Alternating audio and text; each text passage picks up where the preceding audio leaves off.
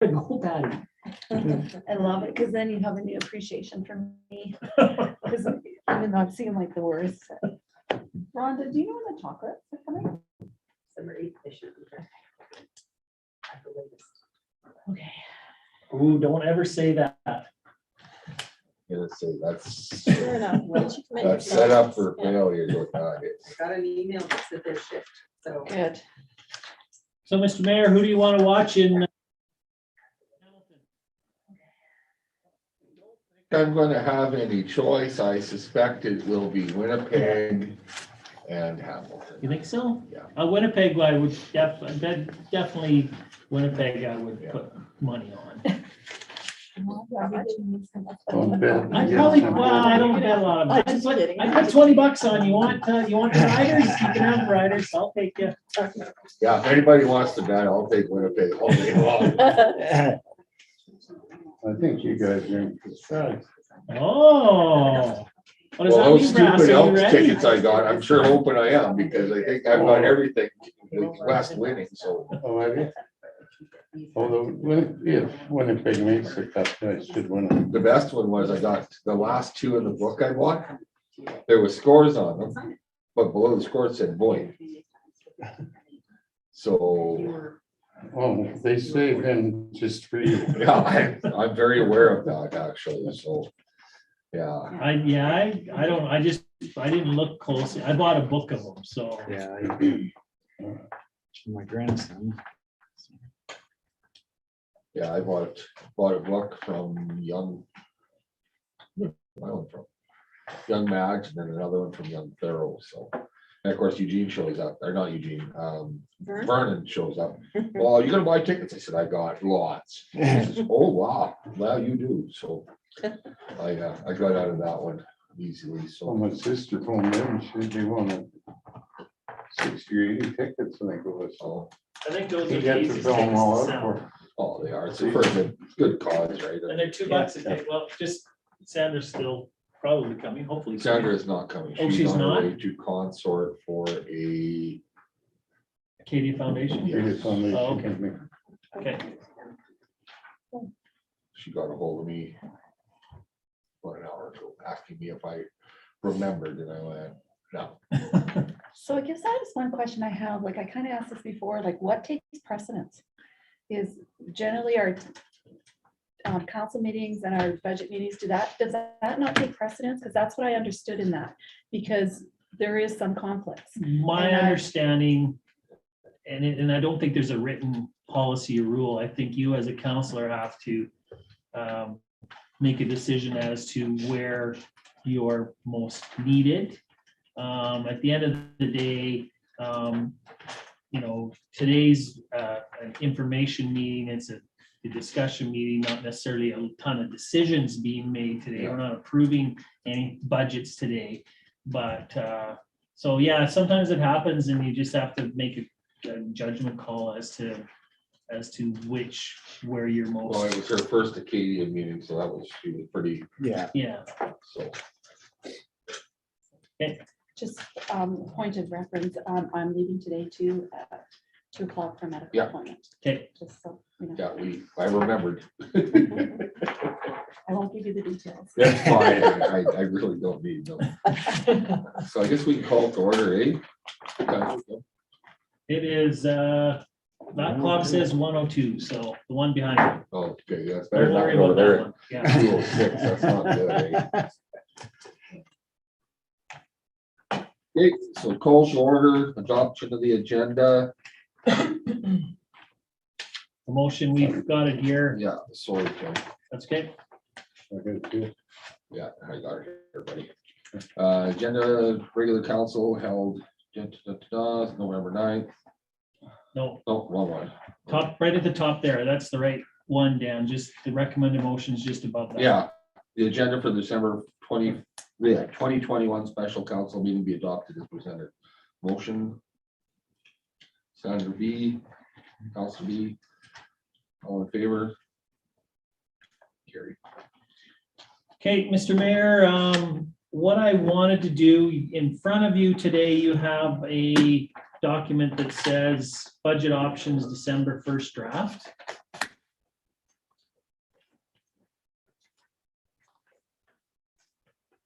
So what I wanted to do was just run through it first. Everybody has it? Yeah.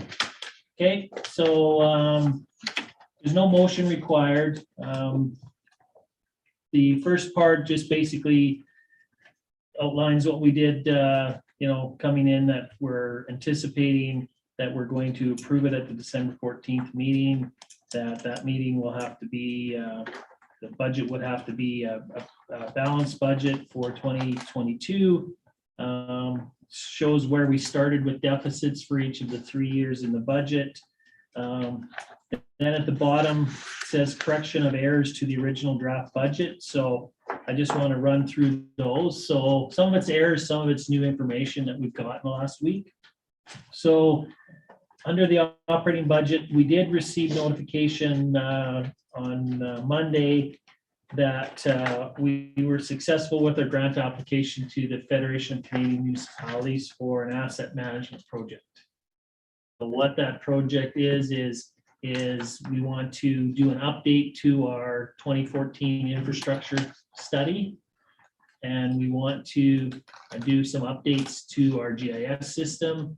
And we want to, with that, do a building condition assessment of all of our facilities in terms of life cycle, those types of things. So we got $40,000. We had to match it with 10. We had the 10 in the 21 budget.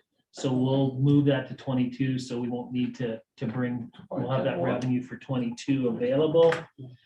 I'm not sure when we'll get the dollars. We've just got the letter that we've been approved. So most of the work will take place in 22, if not all. When we were putting the budget together, with the retirement of the current Director of Protective Services, development officer was a job responsibility. I did add $10,400 to the budget for a contracted development officer. So that's primarily looking at about a half day a week contract. And it will be flexible because some weeks there probably won't be any work, some weeks there'll be more. It's kind of cyclical on the development side.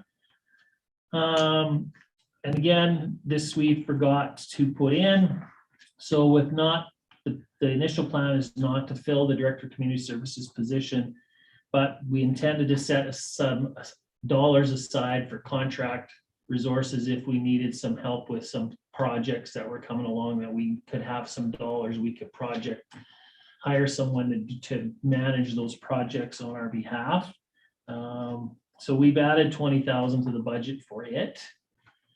In the capital budget, in discussions with the fire chief, and this is a little bit fluid still, but they have on their life cycle plan to replace, they call it a bush buggy truck. I think before it was a pumper. And originally we had it in 2025. We've moved it to 2024 at this point in time, just because of the trying to balance the years out. He's got a big one in, and we'll get into the capital side, but he's got a big project in his 25. We didn't have that before when we did this. Kim, do you want interruptions as we go, or do you want to go through it all first? Well, whatever you guys are most comfortable with. Go ahead, Carl. All right, well, it's a few blocks back. What's the requirements for a development officer? Like, is there training involved? There's not a ton. There is some training, but not a ton of training. It's just basically a good understanding of the land use bylaw, and a good understanding and an understanding of building codes, safety codes primarily. So development, the Bible on development is through the land use bylaw. So it's just having a good understanding of it. And then if there are some abnormalities, then it's a question of getting some direction from Palliser possibly, and or MPC for that matter. So most of the stuff that comes through on the development side is fairly straightforward. But as you know, being on MPC, there's variances, those types of things that it doesn't fit the land use bylaw, and then if they want to continue to move forward, then they have to request a variance, and then MPC will be able to make a decision on that. So Kim, you saying they're not replacing the protectors? What's the wage? Like what is it from the 10,004 you're putting in, what's the saving here from that Well, job That was position? included, that 103,000, was it not, Kim? Yeah. Yeah. Yeah. There was, the director of protective services position probably, and these are rough estimates off the top of my head, would probably be with benefits and stuff would probably been about 90,000, somewhere in there. Benefits and pension, yeah, probably somewhere around there.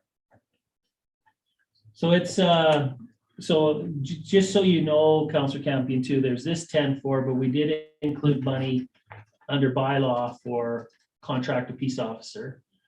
So it's not the fact that it's gonna be a total savings per se, there's still, those jobs have to be done. So we've got some dollars in the contract, so. Okay, same as the director of community services, there's gotta be quite a, There would be some That savings, sounds there's fair. some savings So- there, definitely, yeah. I would think that's way more than 103,000.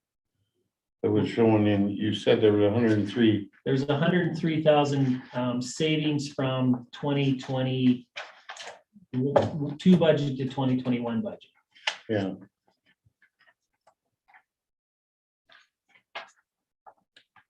Did that answer your question, Councilor Campion?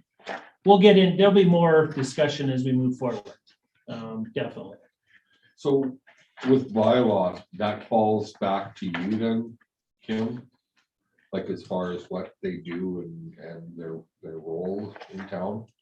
Well, it falls back to me, but certainly we take direction from council. If Okay. council has a Pet. bylaw, or they have something that they think we should be doing, shouldn't be doing. Like I said, our bylaw generally focuses primarily on unsightly properties, snow removal, garbage, parking, and of course, dog control, animal control. Those are kind of the main bylaw that we touch base on and deal with.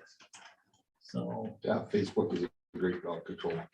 Facebook has done a great, taken a lot of pressure off in terms of before, if someone found a dog and they had a tag, they would be phoning us, or even if they found a dog, didn't have a tag, they'd be phoning us. Now it's picture on Facebook and Oh, that's so. they tag the owner and they generally have it fairly quickly. So yeah, that's changed the dynamic totally. But we still have issues dog control wise if we have a biting incident and or a dog attack incident, whether it's attacking another dog or whether it's attacking a person. We don't have a lot of those. We probably have less than a handful a year. But then we have to investigate and either warn or write letters or fine if it's been more than, if it's been multiple occasions. So, and if there's a dog that did bite someone that had rabies, then it has to be quarantined and that whole bit. So it's not a ton on dog, but there are some dog issues or barking. That's another one. So move on, you're good? Yeah, well, good. Okay. So capital budget, we talked about the bush buggy, so we're anticipating if we move forward with that, it's a capital project, special areas would pay 50%. So we've got 175 in on the revenue side. Streets and roads, we talked about this, but we didn't put it in the budget. So we've submitted an application to the province for the replacement of the bridge on Pioneer Trail. We just had it inspected. It's with that inspection, we've submitted an application to the province. Who knows whether we'll be successful or not in year 1, year 2, year 3. They think it's on the borderline of being accepted. there's a rating system they have, and basically if it gets down to, I think they use the term 22, that it's pretty much a given the province will fund. I think ours is at a 33, so it's kind of depending on how many applications they get, it may squeeze in this year. So it's not to the point, if anyone asks you, it's not to the point somebody's going to drive over it and it's going to fall in. But it's to the point in the next few years that it's going to need to be replaced. Or you'll get to the point where they'll say it's not able to handle certain weights, and then you've got to restrict traffic. Yeah, like you and I were talking, I still can't believe you can't put 4 culverts in there, 3 culverts in there, because the amount of water that we move there is minimal. Yeah. But because it's a Big runoff. flowing, body, Yeah, no, yeah, you explained that. yeah, so, I can still disagree with it. yeah, no, that's their rules. Yeah. So our 2023 revenue, if we're successful in the grant, we'll get just under $1.1 million, so 75%. And we're anticipating that we would fund the other 25%, which is $365,750, using previous allocated MSI dollars.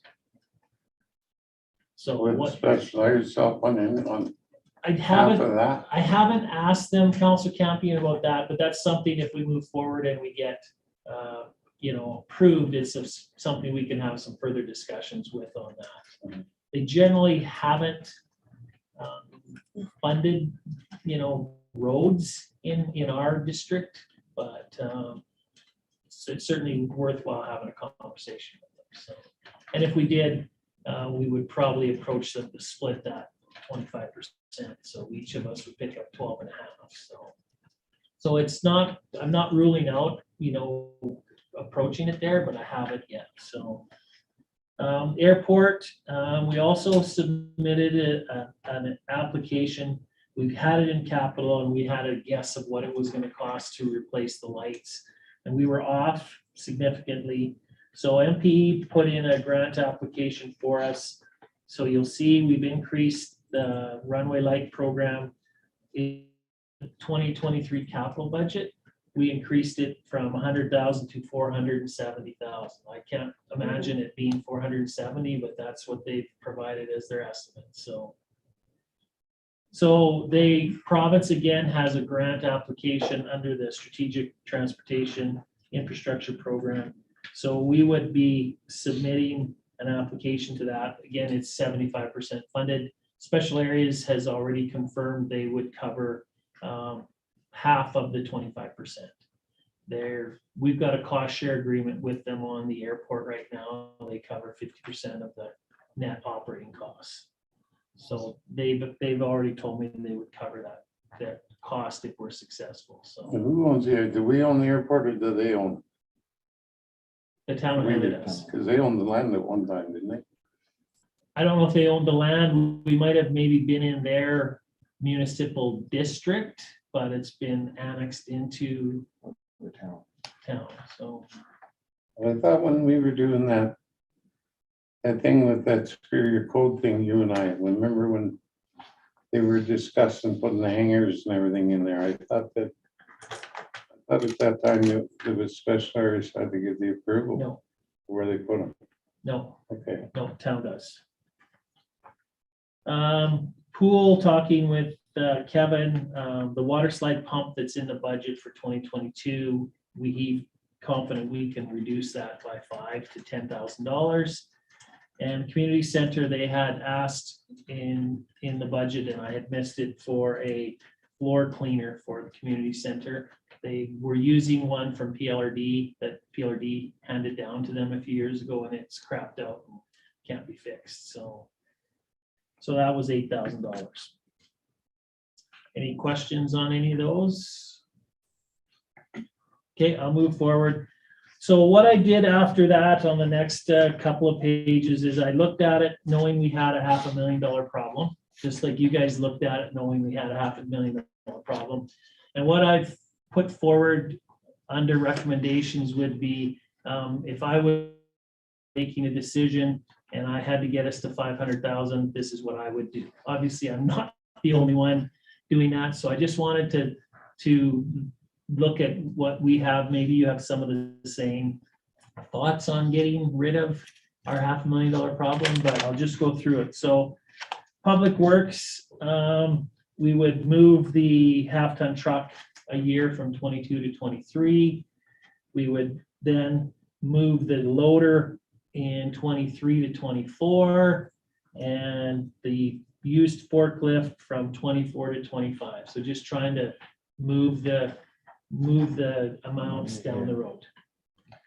Yeah, go ahead, Councilwoman. So that half-ton truck, is that like an extended cab or just a single cab or? It would be typically what we've been buying before has been, what do they call them, a crew cab now, but the back seat, Extended. it's four-door Extended, yeah. extended cab, four-wheel drive. So So where are you getting it for I 45,000? don't know where we're getting it for 45. That Yeah, might yeah. be off right now because trucks have gone, although we get a municipal discount you get that's cheap.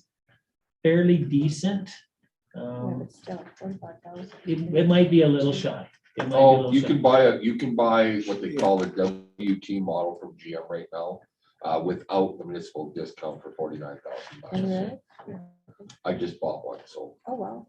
They're not fancy loaded. No, up and or we don't- nothing, you know, and that's No all, you command don't need starter, that. no. No. We don't, Yeah. yeah, no. But what I find now with trucks now, their plain Jane ones are Pretty smooth. pretty smooth to what, plain Jane was 20 years ago, Yeah, so. and more, everything, a lot more Yeah. things included in it.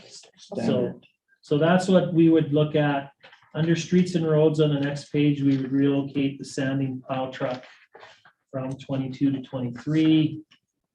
On that note, I actually talked to Campino, Yeah. who did the inspection on it. And he said if we minor our Ps and Qs, we could probably get 3 to 4 years out of it if we had to. Yeah, no, I He know said the when, biggest thing is the problem is it's got a double frame on the truck and it hasn't been cleaned out as much as it should be. And that's part of the problem. But Cam was pretty confident. He was at the shop. so I Yeah, asked him, I yeah. said, what's the max on that thing? Because I mean, we don't use it a whole bunch, No, right? So no. He said you could probably get 3 or 4 years out of it. I mean, you're pushing it, he said, but you can do it if you Yeah. had to, so. You know, maybe a little bit of maintenance, like clean it up now. and- Well, the frame is in bad shape, Fred. That's the problem. So to put a new frame on here, you gotta buy a new truck. see, in that frame, for those of you who may remember, that truck was in a rollover too. So that was a truck that was, it was before my time, but it was a rollover. And it was repaired and recommissioned, It's so just across the dam down here, across the bridge. could have been, I wasn't Right, here when it right, I know, happened, yeah. so. So, yeah, I know our mechanic, I know when he looked at it, getting it in, ready for the inspection, that was one of his, and it's subjective, one mechanic to another. and he's like, Oh, okay, I hope it will pass, but he's not the guy that's making that decision, Yeah. so. I don't think the rollover affects it that much because it wouldn't be on the road like where are they now? No, it Working was, if it there was was anything serious repaired to it. as to make it Yeah, roadworthy. Roadworthy, yeah. roadworthy at that Yeah, time, pass, so, yeah. he just basically laid it on its side, I think is what it was. yeah, I'm not Yeah, sure. yeah. I wasn't here. In the swimming pool, reallocate rooftop heaters from 22 to 23, and we have a filter replacement from 22 to 23.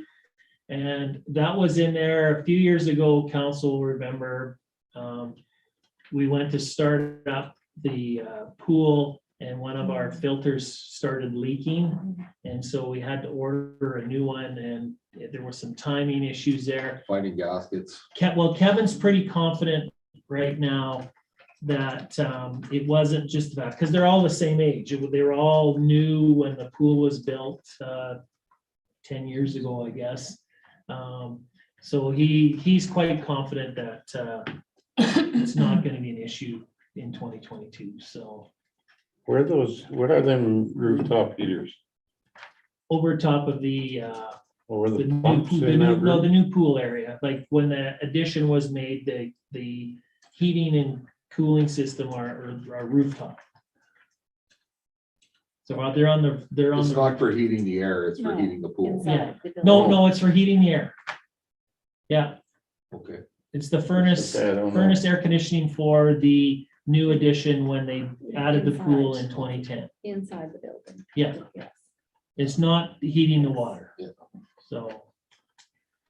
But we would move those to 2023. A big one here under arena. We have the condenser in for 150,000. You know, I like to try and save money as much as I can and build up reserves, but long story short, for council in 2021, our Centennial Place loan is paid off. So we will receive from Special Areas as part of our grant contribution, we'll receive our full allocation of approximately $180,000. Up until this year, we would only get $90,000 because they would keep 90 off of our amount until it was paid for. It was paid for in 20. Council in 21 made a decision to allocate that extra 90 because we've been living without it to reserves for future capital recreation projects. So 21's 90 will go into reserve. 22, the plan would be to do the same thing. But what this option I'm throwing out there is we pull the 90 in from 21, and rather than 22 allocating a full 90, we allocate 30. Or vice versa, we can pull out 60-ish from 21s, and then the full 90 that we were going to allocate to reserve, we would just leave for the condenser project. So Have we gotten a price on it? we don't have that's just a verbal quote from our ice technician. I know he was in town this morning, and he was meeting with Richard Kroll to talk about connections and housing and building and that whole bit. So they were putting their heads together to get us a price. So It's lots of weird biddings and yeah. configurations. Well, and there's connections to an existing building and the fact that you're using ammonia. So a lot of safety code. Well, especially with the play Considerations school too. and the community center, the Centennial Place Yeah. right there. Yeah. So we don't have, that's a verbal estimate from our ice technician, but I know him and Richard were meeting this morning to try and get their head wrapped around. The condenser's the easy part. It's the housing to house the pump stations and all that other stuff. So they're working on that. The riding floor cleaner was in the budget, and when I talked with Kevin, he was like, no, we don't need one. We're good. So they have a riding one to clean the floor of the arena after the season, after the rodeo, in between events. So he said they've got one that's not that old and it's in our list here. So he said we could remove it. So I've removed that from the budget. There was a comment, header repairs and filtration, $20,000. I've removed that from the budget. In discussion with Kevin, he believes the first option we need to do is there is a small spot on the ice surface that isn't freezing as fast as the other areas. So that probably means there's something in the line, whether it's some sludge or something, so that the brine's not moving through as good as it could. So he thinks the first thing would be to flush it. So we'll do that in the off season. We'll flush it. And we'll do that under operating, and hopefully that solves the trick. If you get to a point where it's blocked or plugged or the line's cracked, then it's a bigger thing because you're digging out the concrete to get down to the pipes to make the replacement. So Why didn't they do it last spring, like on that season when they took the ice out?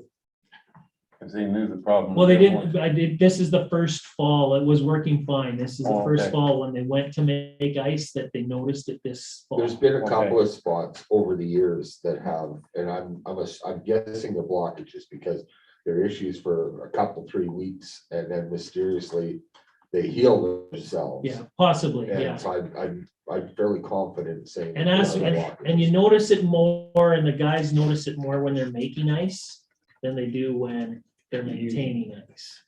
So I know when they were making ice, they had to wait longer for that area to freeze because it wasn't freezing as fast as the rest, so. So we pulled that out, their Olympia room drainage, that's just primarily, trying to find out a different system of, like, right now we use hot water to melt the snow and it's inefficient. You know, there is, so we've had that in the budget for years, haven't come up with it right, so we keep moving it and are prepared to move it again, so. You know, we use hot water to in the snow pit, so. You look like you have a question, Dan. No?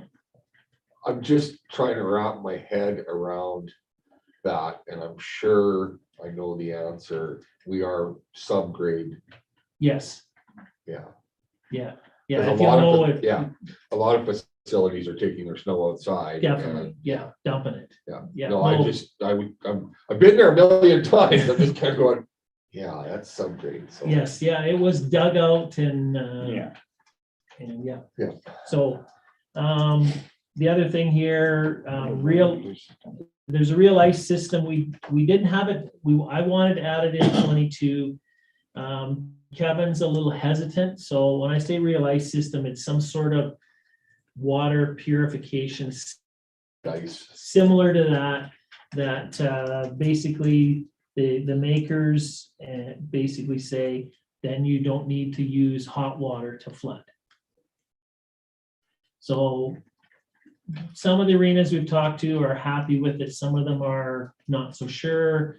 And Kevin's issue with it is we still have to have hot water in that area because that's where the hot water tanks are for the curling club. And we still need hot water. So it's not like we can eliminate Yeah. the need for hot water in that area. Certainly we could eliminate the need for the amount we use. But so he's gonna do some more checking on it. And it's only we put it in 23, but it was dependent on grant funding. And there is a program, and I just know the acronym, the MCCAC, it's Municipal Climate Change Action. see, I was going with Master Control Center. No, it's Municipal Climate Change Action Center, I believe, and it's an arm of the province. And they got money to do energy efficient programs. So that's who we got money from when we did our changeover of lights, LED lights in the arena, the curling rink, the pool, and Centennial Place was through that MCCAC. So they'll fund programs like that in rec facilities that will reduce energy consumption and greenhouse gas emissions, so. Yeah, the interesting thing about the jet ice is if it works awesome, but if it doesn't, it's terrible. That's the challenge. And the challenge is, you know, yes, you want to save dollars, but at the end of the day, you want your users to have Quality product. what they're happy with the ice. Yeah. So we're not 100% sold on it, so we put it in 23 and we'll evaluate and have that discussion as we move forward. Roof repairs, we've added some dollars there. The roof is original from when it was in. There's been some repairs done to it, but we're getting to the point where we're starting to have more exposed tar, gravel issues on that flat roof. So we've just put that in the 23 budget. It wasn't in anywhere. Self parking area is the area behind the arena and the curling rink. I think we did some work on it this year, so I'm willing to reallocate. This was in 23, move it to 24. Just getting the water away from the south wall and running. I know we put some more material down this year too, but if you ever are at the rummage sale or any of those things, and we've unfortunately had a heavy rain before, it's very muddy and soupy. The water doesn't drain away. So, but that's in moved from 23 to 24. And the interior ice arena wall painting, I added it to the 2025 budget just to get it there. We did do the inside of the curling rink probably 4 or 5 years ago. So we haven't done the inside of the arena. It gets hid a lot by our wall signs and stuff, but it probably is in need of a paint job. So, and it's not anything that probably we can do a lot of the painting, but not the high stuff, and we'd like to contract that out, so. So that's in the 25 budget. Curling rink, same thing, we reallocated the south, we split that cost between the two. Fox Lake Park, Helmer Dam, so this one we didn't talk about last time and we should have. So there's been discussions about how do we improve the water quality to be able to sustain fish and have a fish pond again. We did a study in 2020 and we can share that report with council, but it's basically said, you know, the pH is high, the alkalinity is high, everything's high primarily because the water you're Inactivity. getting is runoff. So you're not getting good fresh water. You're getting water that's run through all the fields and crops and whatever before it's ending up there. The other issue they have too is the depth of it, because it's the water, they took temperatures of the water, and the water was getting to the point in the summer of 2020 where it was close, that fish had to get to the bottom because the water was getting too hot. And then, of course, there's a lack of oxygen. So Garth Carl at the water treatment plant had proposed putting in an aeration system in there to bring some more oxygen into the water. We talked with Henry Kruger about pumping river water but they're a little concerned about being able to do that because of the timing that they've got to get the water from the raw reservoir in.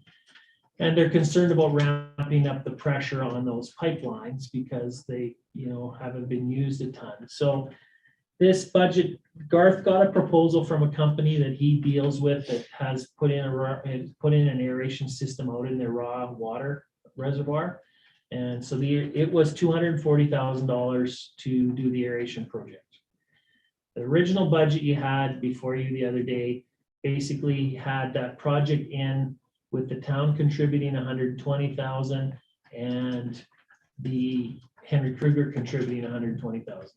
I don't know if that's the answer, and I'll be honest with you, I don't know if that's the answer, and I am concerned right now based on the water levels in the reservoir as it is. I think it's probably, as of August 1st, 2021, it was down to 76% or 70% of full.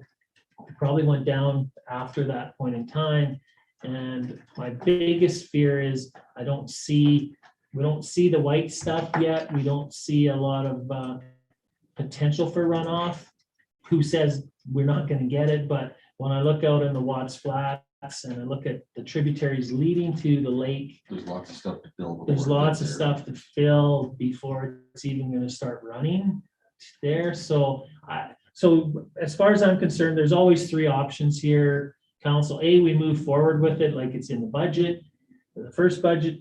B, I would say an alternative could be to push it off to 2023, and maybe you could get the Rod and Gun Club to put a grant application in to the province under their CFET program and maybe get 50% of that 240, and then then if we split the remaining 120 between Henry Kruger and the town, it delays the project for a year minimum, and there's no guarantee you're going to get the money, but that's the risk there. The other alternative, if council wants to move forward with it in 2023, is we allocated in 21 $30,000 to reserve at Helmer Dam. We knew something was going to be coming up down the road to put fish in and to improve that area. So the plan was we put 30,000 aside in 21, 30 in 22, 30 in 23, 30 in 24. If we wanted to jump ahead and do it now, we could use the 30 we put in 21 and the 30 we were going to put into 22. So that would, save 60 of that cost for us. So, but that's something you'll have to wrap your head around. Again, I'm not an expert, and I don't know if that's the 100% final solution to be able to maintain fish in there. It certainly will help, but I don't know if it's gonna be the end all be all, so. Look, and the thing is, we are gonna do it with the Elmer Dam anyway, if I could, with, Henry Berger. We're gonna push to get that done. Cause it cleans up the water in case we ever have to use it. If that pipeline from the river goes down and we can't get river water, we're gonna have to use that. So we're thinking of the main reason of doing the aeration is to clean it up, because down at our reservoir down there, it's pretty clean.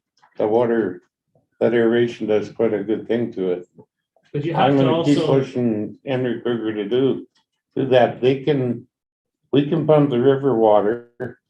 We can do it in the spring and in the fall, because we have to do it at a slow rate, so we don't increase the water pressure. But, and I believe pumping the water to get up to the level was $89,000. was additional cost, yeah. Yeah, it's a hell of a price to get that water up here, but that would be one way of doing it. But if it doesn't take a whole lot of runoff, if the gates are set right to fill that pond. That pond don't hold that much water. I mean, But I don't know, as long Brass, as you're not draining it for Fox Lake. Because if they take it out of Fox Lake, so you might as well forget the whole thing. no, and we wouldn't want to transfer from No, Fox Lake. you can't do that. So, but the other challenge as we move forward is Fox Lake is lower too, so people expect that when the runoff's coming in, that they want the majority of the water to go into Fox Lake. So that's the balance you have, but I know when I was out there last fall, you know, where it will have to come up to run into the channel out there west of town, it's 6 feet below that. So there's gonna be a ton, like looks desolate out there, so, Yeah, them hills can hold a lot of snow. yeah. Well, and When that's it, we comes don't down know, Out of there, there's places that creek don't handle yeah, it. so Handle it. that's a 50-50 right now. If Yeah. we don't get the water or If snow. you don't get then the snow, yeah. it They kinda don't get shouldn't snow, be but the if you get one Yeah, good winter of snow, it takes care of all the problems. Yeah. How much property around the Helmer Dam is owned privately versus what the town owns? most of it around that surrounds Helmer is privately held. All privately held. There will just be the bit that to the north side of Helmer Dam is town property. Okay, and then, And then The road allowance, that yeah. road that comes in from the south is, but the stuff on the south and as it goes around is all privately held farmland. So same with Helmer Dam, or Fox Lake Park, it's all privately owned land all the way around, so. But we own what, 50 feet from the high water level to the boundary, I think, isn't it? Same as CN Dam, we own the land right immediately against the pond. Where the From the high water where the level. normal level is, not the high level, where the normal level No, I is. think it's the high level it's measured from, isn't it? No, I'm pretty sure it's Because you where have to have normal, access to it, you know. yeah, but it's all, and like I said, Fox Lake is all dammed up and bermed up all the way around to prevent it from going into the farmers' properties.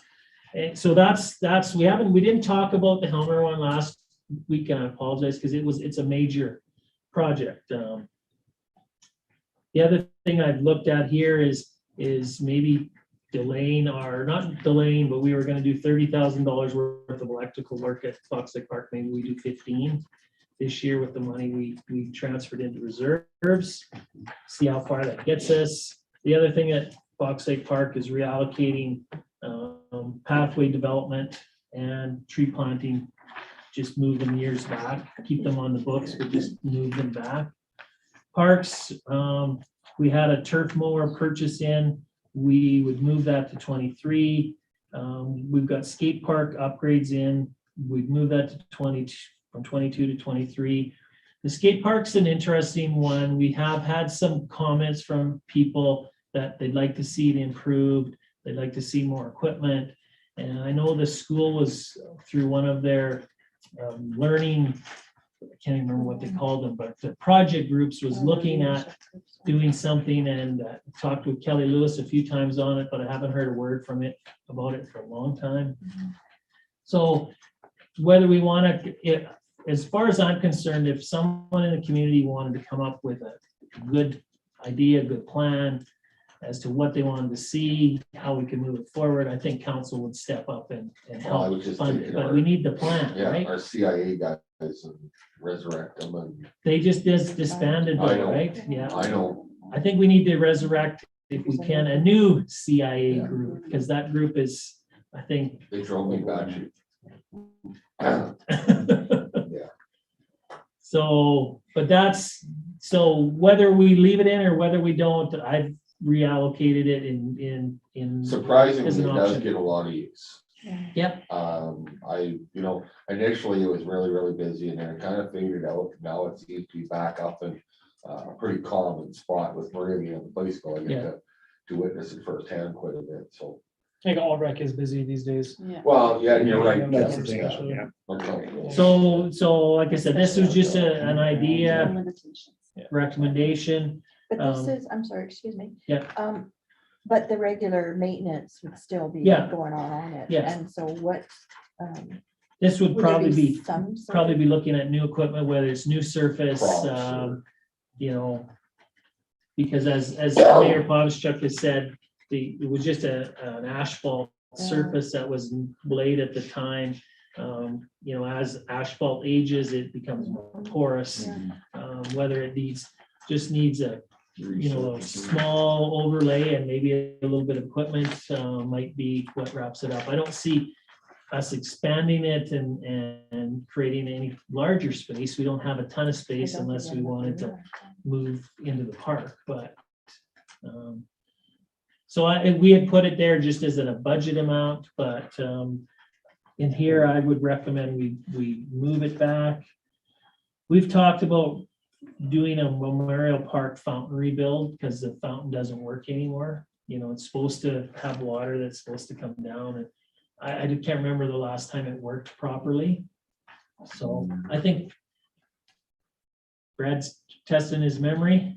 It didn't work a few years Probably ago, about- but not. yeah, it'd been not about- Which for- fountain are you talking about? It would have been Oh, before in seven, Memorial Park, One on the fountain. that one. Oh, the old tower. not the one at Hector King Hunter, the one in The one that, Memorial. where the water tower was. Yeah, Well, I haven't seen a fountain in years and years. That being said, Well, 6 would have been the last time that it had water. the golf course has a fountain that was rebuilt about 6 years ago. And it's never been installed.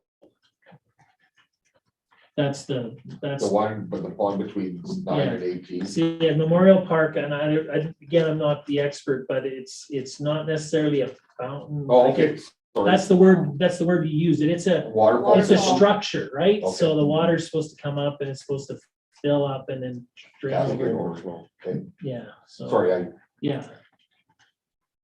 So it's, we wanted to keep it, but we moved it a year.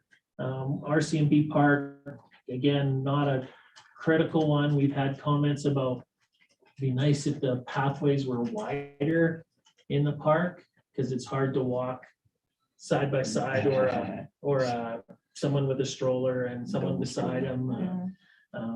Again, not crucial stuff. We had a half-ton truck in 4 to 5, and the more we would, because we're bumping the first one, we would bump the second one from 24 to 25. And we would extend the fitness center flooring at least another year to 2023. So if we did all of those exactly the way it's laid out, we have a surplus of $54,000. that still has the tennis courts in, Kim. It still has the tennis courts in. And I debated that one. I talked with Kevin.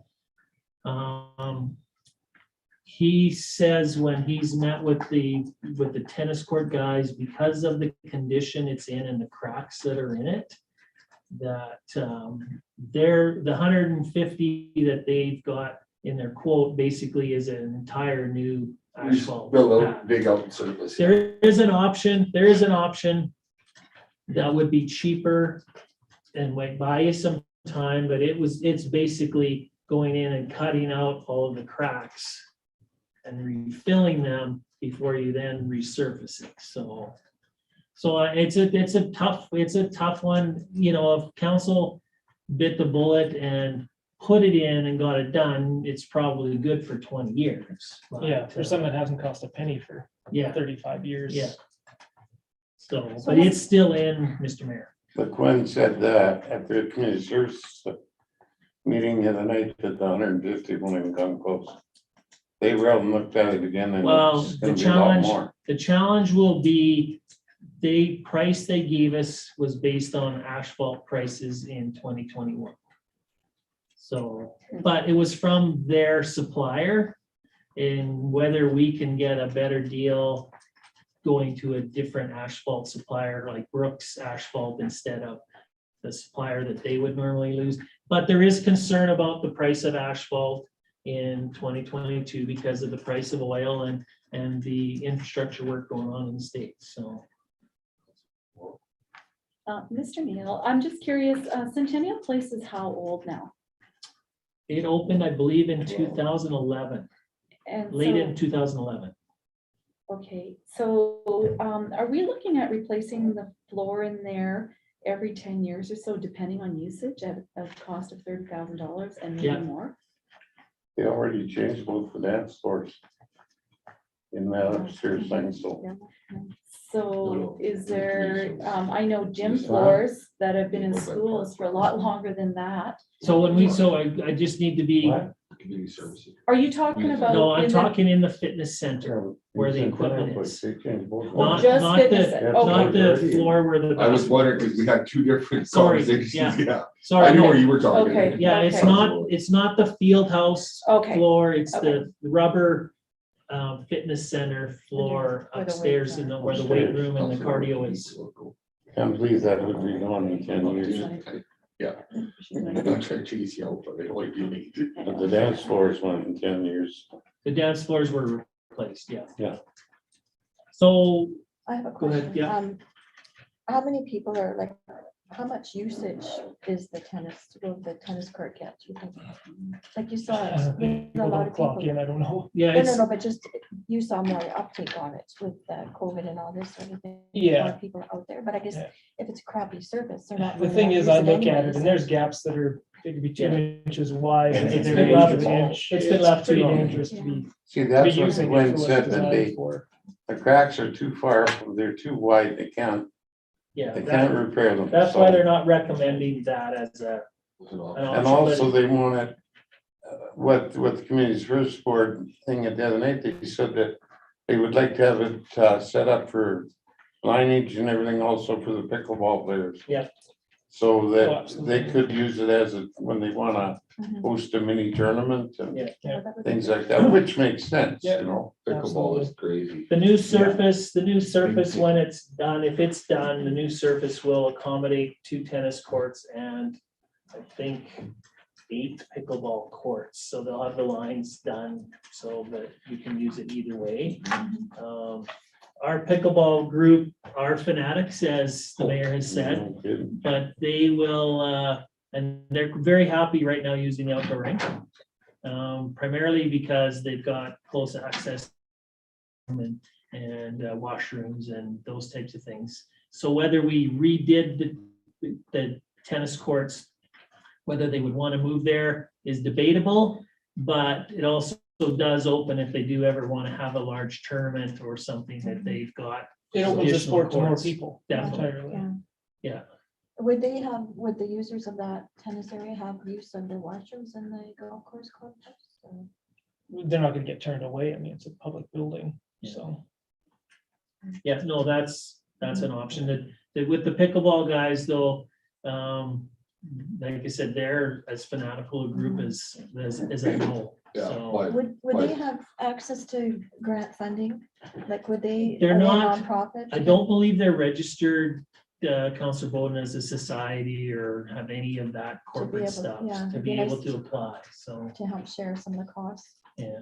Who As well as originally the built tennis with the Kinsman or the Kinsman? wasn't I think it originally was built? the Kinsmen Yeah, that were maybe that heavily it was. involved, and I think the last time it was resurfaced was when I was here before in the late 90s. so I seem to recall we back, but But it used to have a sign up, if my memory's correct, the Kinsman sign on the Yeah. fence, On the so I walk-in think, gate. Cause they talked one time about tearing it out of there. Cause the golf course wanted to put some more sheds and that in there. And I was one of the ones that said, no way, that was built from volunteer workers and I'm not aware now of with the kids and that stuff. discussion, and I think, I'm not an expert at the golf course either, but I don't think The there's. sheds aren't full, so I I can't was see gonna that say ever there's being a lots of empty discussion. sheds, so. Yeah, Maybe the sheds could be torn down for more access to, I The guess ones you that talk aren't- to the people paying to rent them. the they ones might that not aren't like being utilized. If they're, Well, they're massive structures with Yeah, 30 they're- units in each. They're not Yeah. individual. Yeah, no, I'm, Yeah, yeah, so, so with the surplus in it, is it where you say in the tennis court is in there? it's right? in there, It's I'm done. not recommending, certainly if council wishes to, that's their option.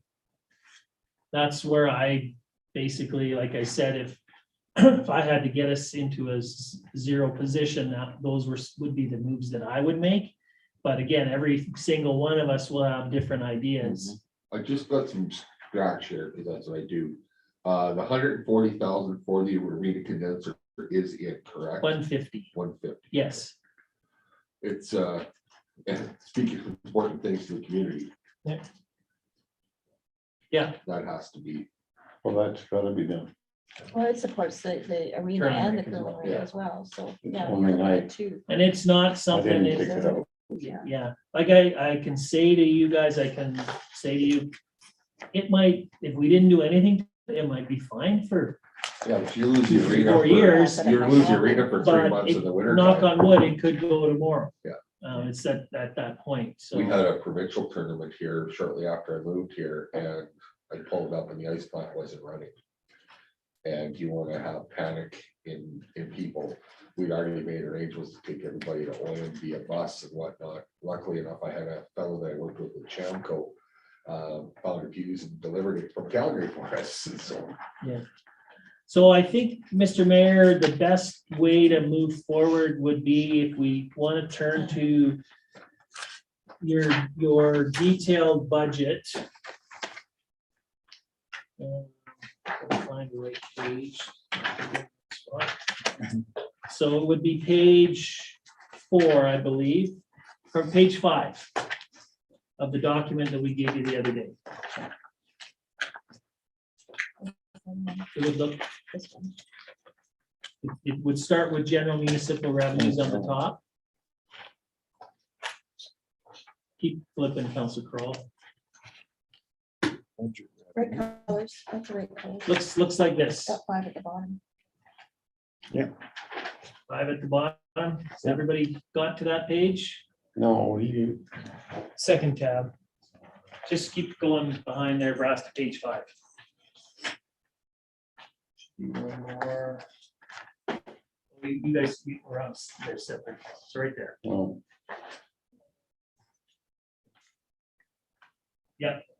So I'll do a brief overview, any highlights on those sections, and then if you guys have any questions or concerns or comments, kind of go through it that way, if that makes sense to you guys. So page 5, general municipal, just wanted to touch base. So this budget has for tax revenue the same as 2021. So 0. So there's a 0% tax increase. So you can see in the 21 budget, in the blue column, residential tax general, 1,848,672. We're budgeting to bring in 1,842,672 in 2022. So we would collect the same tax revenue as we did in 2020. And which is, if you look at the bottom, we're generating general tax of 2,793,000, school tax of 668,000 right at the bottom, and Acadia Foundation 153,000. So no changes to the taxes. If our assessment goes up, then that allows us to drop the tax rate. If our assessment goes down, then you can increase the tax rate, but we're generating the same actual overall dollars. as we did in 21. And it's maybe something we can bring to you guys for the next meeting, but our general municipal tax that we've collected over the last 4 years has gone down. So when people say their taxes have gone up, the amount that the town has collected in municipal tax has gone down. There's always a variance depending on your assessment and how your assessment went, but so this budget is predicated on bringing in the same amount of tax revenue as 2021. It brings in 66,000 from the province's provincial grant in lieu. Penalties on taxes, 25, concession and franchise, 441, and return on investment, 71. So that's the highlight of that page. I don't know if anybody had any comments or questions. So as far as penalties, that's been reduced due to COVID. Yeah. Would there be any merit in looking at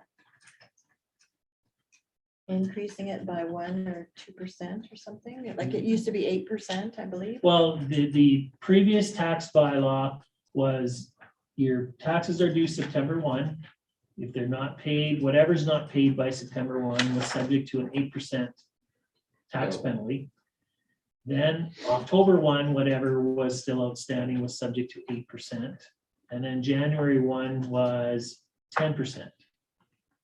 So council, when COVID hit, cut them in half. So right now it's 4%, 4%, 5%.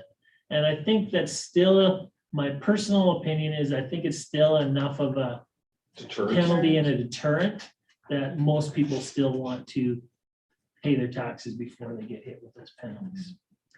So it may not have any bearing if you were to look at it as a 1% deterrent, may not have any bearing.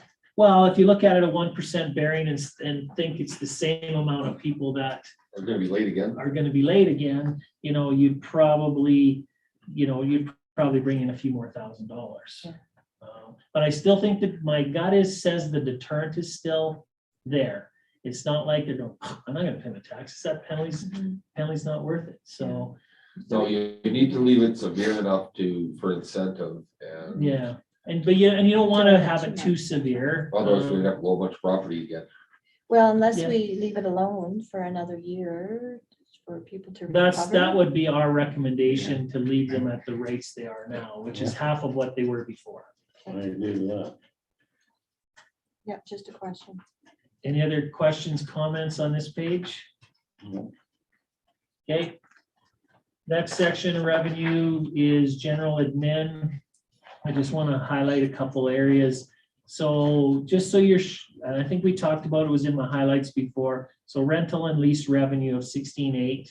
That's primarily rental of the space to Reality Bikes, as well as some rental to Pattison Group for highway signage. Yeah.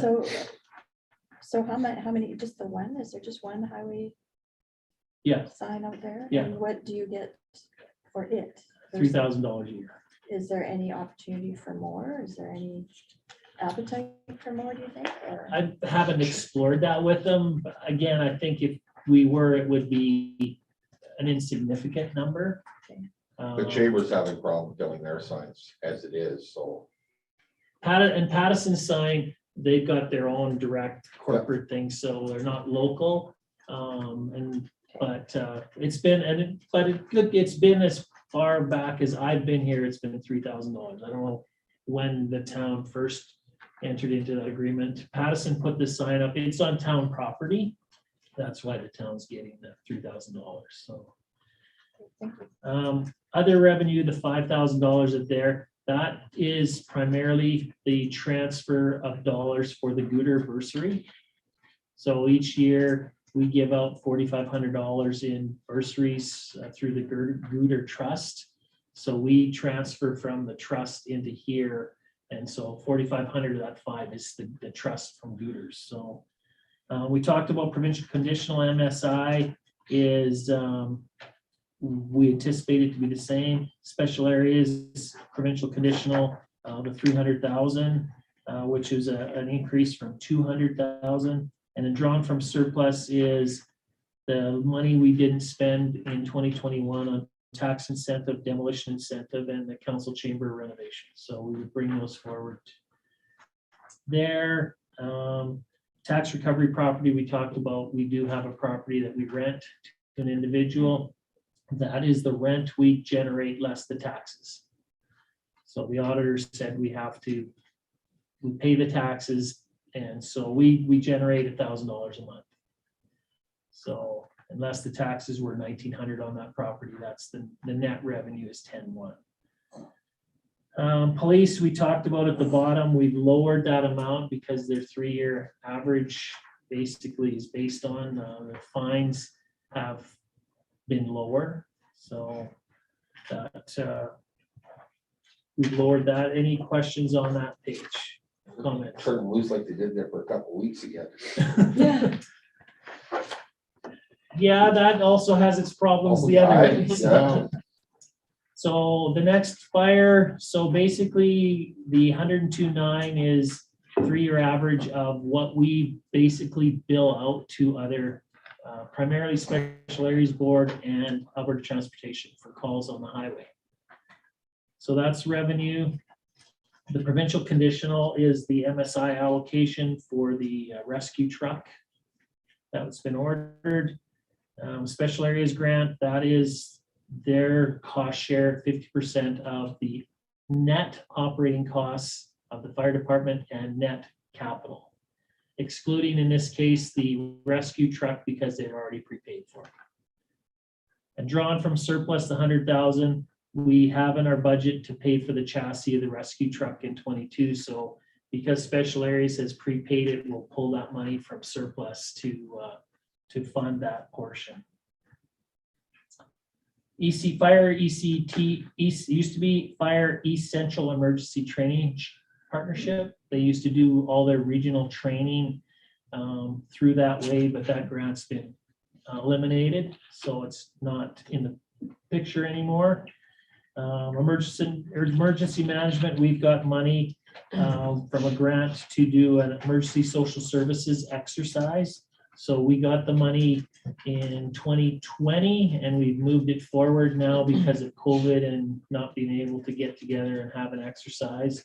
But we have it to the end of March 22 to spend that. So bylaw, work billed to others, we always put $3,000 in. That's for our general yard cleanups and stuff. As you can see, our actual in 21 is almost 22,000. Most of that is CN. Probably off the top of my head, close to 18, 19 of that is CN. So, and I don't expect that we'll have that again. We had a big cleanup this year and leveling and removed the piles and the garbage and stuff. So now when we talk to CN and we basically are the middleman between Richard and CN, and Richard now can go in and cut it easy and clean. And I think that's pretty much where we're going to be. We did do spraying on the property in 2020 and got a really good kill. So that's why the actual is higher, but typically for yard cleanups and snow removal stuff, 3,000 is probably about the average. So I got one thing on the CN that I think we should leave it to close just for a few minutes. okay, do you want to do it now or do it at the end? Don't let me forget, please. Okay, I'll try not to. Okay. Okay. Business licenses, that's our 3-year average. Animal control at the bottom, again, a 3-year average on dog licenses. Public works, not much revenue there. Typically, we bill the rodeo when the rodeo's in for removal of dirt in and dirt out. And that's generally makes up most of that money. Streets and roads, the 434.39 is our MSI and federal gas tax allocation. And I'm just focusing right now on 22, Mr. Mayor, so I'm not No, getting that's into fine. the other years. Yeah. Airport, tenant rental, and the airport local grants is the 50% cost share of the operation by special areas. So that's a contribution from special areas on the net cost. Water supply and distribution, sale of water, we talked about that. And then 82.7 below is what we bill ourselves for our town facility use. It's an expense to us and a revenue to us, so it's a net zero. Sanitary sewer, again, with water, there's no proposed changes to any of the fees other than the commodity going from 289 to 294. Sanitary sewer, no charge, no change. That's what we charge our residents. And basically, that is, majority of that is the $30 fixed fee per billing period, plus if they go over the 30 cubic meter consumption, a little bit there. The drawn from reserves is water or is money we have in the budget to do sewer main cammering that we didn't do in 21. So we pull that forward and do it in 22. Garbage collection, that's our residential collection cost. And Big Country Waste, it's not a requisition, but that's the amount that they invoice us. So for operation of the regional waste fee, as well as our town transfer station north of town. So they basically take all of their transfer stations, their Youngstown station, put it in a pile in terms of a cost, and then they have a formula based on assessment and population. So, and we're at 330, we went up about 30,000 in 21. So we're anticipating that we're going to be the same as 21. So Councillor Campion can let us know if that changes. Well, I'm trying to get it dropped, so. Okay. And if it drops, Mr. Mayor, what we do is then we'll drop our regional waste fee on the other side. So. That too, yeah, you mentioned about the $2 drop. I wouldn't drop that. I'd leave it alone for now. Well, we because tried. Because we are building that new cell. So I know we're borrowing another $1 million from specialized build. So I don't know if you got to it, but one of the attachments in your package is our utility review, which talks about water, sewer, garbage. So we try and operate those as close as we can as a standalone. Don't need taxation per se. So what we would do, Councillor Campion, is because we have the ability to drop from 44 to 42, we can and still maintain the right service and the right amount there. If we left it at 44, and that's the decision council could, if we left it at 44, we might want to take the extra $2 per billing period per user and maybe put that in a regional waste reserve. But according to our plan, we would want to charge what we need to for the service. So, but that's a discussion we can have if we wanted to lower it. $42 will get us what we need to pay Big Country Waste. Yeah, but it works out to $1 a month here. Because it's Yeah. $2 Yeah. per billing period, so. Yeah. It's easier to leave the $2 on there than it is to drop it and then turn around next year and add $3 onto it. If we had to, Yeah, So my recommendation would be to leave the $2 on. Okay. I mean, if it's gonna cause somebody to go broke for $12 a year, well, they're in their own ballgame. yeah, no, we can certainly Good, look at if that it's as an yours, put option. money in, it's not a problem. And I know once people, again, it's one of those things, once people are paying it, they're used to paying it and it's They're used to there. paying it. So they're not gonna probably turn around and thank you for lowering it by $2, but they certainly might not appreciate if you raised it by $2, so. But yeah, no, that's something we can bring back the math on that for next meeting, so. To do what, leave it or? To leave it, and what would happen if we left it at 44, how much additional dollars it would generate us, and then what we would want to do with it. I would think we wouldn't necessarily use it to offset any of our challenges, but you might want to set aside some money in reserve that if there was a large increase, that you might be able to soften it. So it's probably not a bad idea, Councilor Campion, to do that, but I wouldn't do it to just generate more dollars. No, that's not the reason. It's, Has As there long as been it's on any there. alternative means of getting rid of our garbage? Well, I think Councilor Campion would be the expert. He sits on Big Country Waste, so I'm not sure what they've looked at. I know they did look at it and participated in the Southern Alberta Energy from Waste concept that's been going on since I got here, trying to basically, and it looks like they've got a site established in Vulcan County. no, it's at Brooks, Oh, right, yeah, it was Right. originally thought in Vulcan, yeah. right here on 36. So whether the initial fear, Counselor Kroll, when they looked at was the mileage costs and the tipping costs to tip it there were gonna be more than what it's costing us to operate our landfill.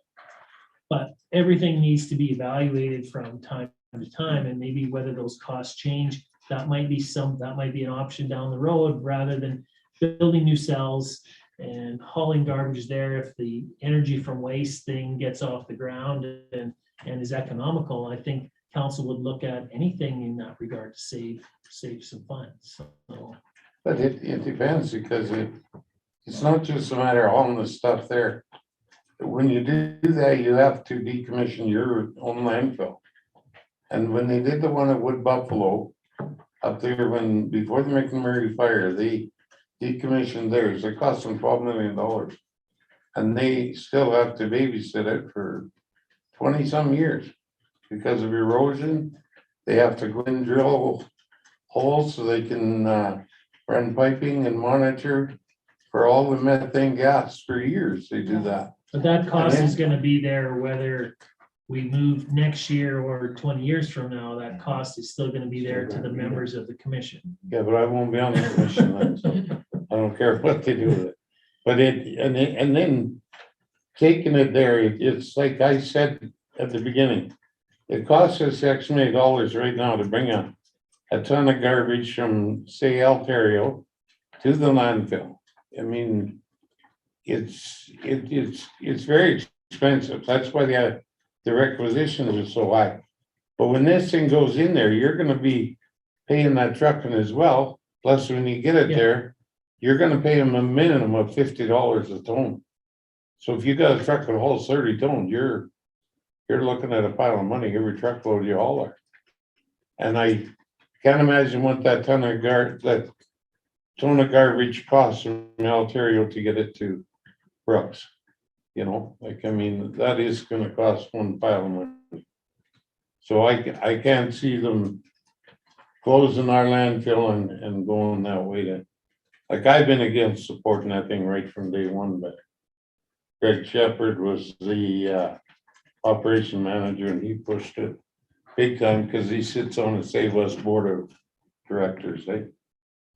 And we joined it, but we don't even have a vote, like a member voting on it or anything, so. But Mr. Mayor, you look like you have a question. Comment. Yeah, with the city of Calgary and the amount of waste that they bring through our community, and the wear and tear on our roads and systems, is there, and I'm pretty sure I know the answer to it, but I'm gonna ask anyway, is there any means of recouping that? Because I mean, they have got our Palliser Trail Yeah, chewed right to crap. yeah, no, there's a lot of heavy truck traffic there. I mean, they're hauling 62.5 in on every load. And I don't know what the number is, but I'm gonna take a stab at probably the neighborhood of 30 to 40 loads a day come through our community. And, you know, I get very frustrated with the city of Calgary, and oh, we're doing this, and we don't have this, we don't have that. Well, correct, but you are punishing us because there's waste coming off those trucks, not much, but there is some. And I mean, it's an expense to us out here, so I don't know if there's any. I think the only, off the top of my head, Mr. Mayor, I think the only challenge would be, you know, we can control who comes in our roads and who doesn't. Yeah. So if we wanted to limit trucks over a certain weight and say you're not allowed in, but I think that would cause us some issues. Oh, on the other it's huge. I hand. mean, it's like. a And truck I traffic. know that They, it causes issues, but, you know, at least Petrocan is Benefiting from it. making some dollars. Whether that's an option to have discussion with Petrocan and say, look, we know you're busy, we knew you're doing well based on this truck traffic. Is there any way that you'd want to help rebuild the road or be a part of the road rehab? So, It's too bad we can't bill Calgary for the use of Well, that's wear the and other tear thing, on like our, they on our take, road. they're hauling north of Coronation, which is approximately 90 kilometers. If you live more, that's up Highway 12, or not Highway 12, and then across. Why is that waste not going to our big country landfill? Do you know? Because it's Waste Management owns it, they own the landfill. Okay, Painter does not own the landfill. okay, and that's fine. Yeah, I'm looking at dollars yeah, driving it's through our not, community and it's private land that they bought and they got permission to open it up as a landfill. They, it's quite a challenge. Like when I had my collaboration group going, we had them come to the first meeting and us guys are struggling, like building $1 million cells and everything. Their cell is 40 feet deep and they put 70 feet of garbage above ground. So they got 110 feet of garbage. We got a bloody hole that costs us $1 million and it's 3 feet deep. And we're lucky if we can get 15 feet in the air. You know, theirs is a private thing and they have the contract to haul it there. and I don't know, Council Campion, I don't know That's where if it that comes. has something to do with the soil conditions or oh, yeah, anything there, but because I know even the one at Riley, if you drive by Riley and Highway 14, that's it's Edmonton trucks. it's Edmonton trucks, but it's hundreds of feet high. Yeah. Like Yeah, and this even one- in Edmonton at Yellowhead and 170th, they've got a landfill and it's hundreds of feet high. So, Well, this one over there is the same thing. It's 70 feet in the air. I've gone by it many times, taking pictures. yeah, and I don't know, I haven't been part of the conversation, so I don't know why we're restricted to a smaller pile than they are. I'm assuming it has something to do with the environmental conditions and the soil out there in terms of how porous it is. I or- imagine groundwater as well. So, but yeah, no, I don't know if there's been a lot, council alternatives, but with burning it as waste to energy is an option that's out there, that's gaining traction. Whether it becomes financially feasible, that would be a decision the commission would have to review and make in the future, but. We've had smaller waste from like energy and waste plants that are portable that, you know, I've looked at coming, said they could set up and do it and everything, but we would have to have them at every transfer station and everything. It's not feasible to do that. I mean, they come burn your garbage. Where are you gonna plug it into the grid? How are you gonna get the power in there? Well, I think it depends on location where they set up their plant, if it's south of the power plant. There's ways of doing that that's no different than solar panels or windmills. Yeah. But And they that sort of need, thing. the challenge is they need massive volumes. Yeah, they could burn up And our steady. garbage and And steady and massive volumes. Like that's where you're gonna see the city of Calgary's, you're gonna see all that west country. They're the ones that were starting it, the Canmores, the Cochrans. They don't want that in their areas, so they're hauling it out. So they're trying to find a better way. So a lot of it will cover a massive geographic area and the garbage they're gonna be able to collect that way. So, Yeah, there's companies that convert garbage into diesel. as Yeah. well. Yeah, biodiesel. yeah. Yeah. So there may be some of that coming down the road. It might just be a little early yet for that technologies to be perfected, but I know it's gonna happen. What if this is way outside the box. So we have Westmoreland they're doing all the reclamation work. And I know that the ground down there is not suitable for a landfill because of the fact that it seeps. I mean, it's very porous. Yeah. But, you know, again, if we could get in contact with Calgary and maybe do something, gold star for everybody, bring some people back into our community.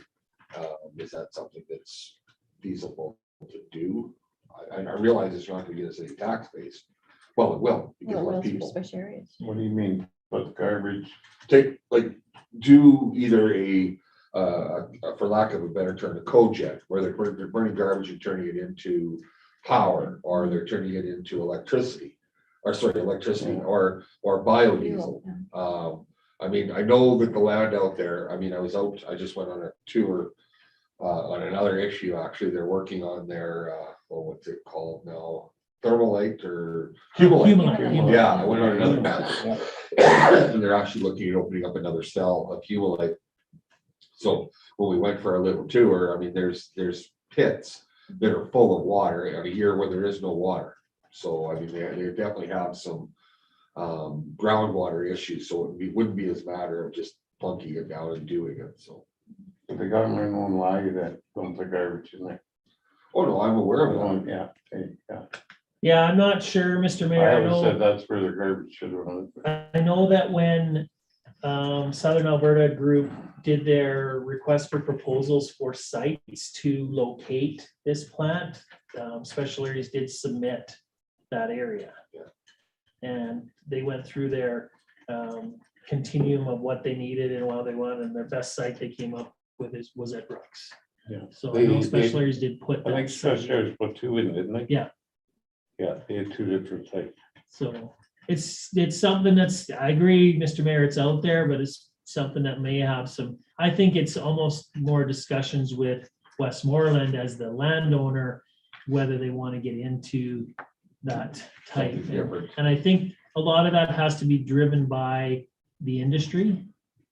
But if it's a site that's going to work, we need to, let people know who are looking for sites like that we might have one if Westmoreland is wanting to go down that road, so.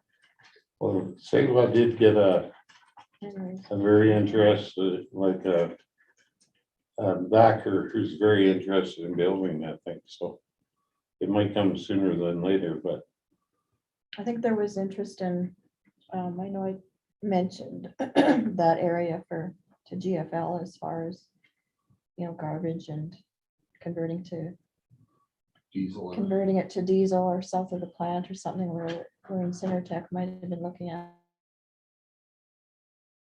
And I think they did actually go out and look at it. I don't know if they've done anything since then or what, but No, I just. Yeah, no, I just see dollars driving by. Yeah, lots. Yeah. Yeah. So if we turn to page 10, FCSS, generally the revenue we have there is a provincial conditional grant, and we assume it's staying the same. Cemetery charges, we bumped that up based on our 3-year average. The commercial office building is the hub, so we generate $2,000 a month in rent from the hub. Tourism, $1,200 is on the provision that we'll do tent cards again around the town. We haven't for 2 years because of COVID and no events happening. Page 11, business and communications, there's $10,000 transfer. That's not our money per se. We're holding on as the banker. PEP got Cactus Corridor, now Harvest Sky got a $10,000 grant from PEP to do some livestock hub work. But because Harvest Sky is not a member, they would only give it to the town. So we've got it sitting in reserves or in savings for when PEP or when Harvest Sky requires it. So, like as an associate. yeah. Visitor Information Center, there's no revenue because we anticipate the hub operating it again in 2022 like they did in 2021. Next page, recreation on the revenue side, there's this is kind of the admin area. So we've got 37,000, which is Canada Summer Jobs, federal summer students.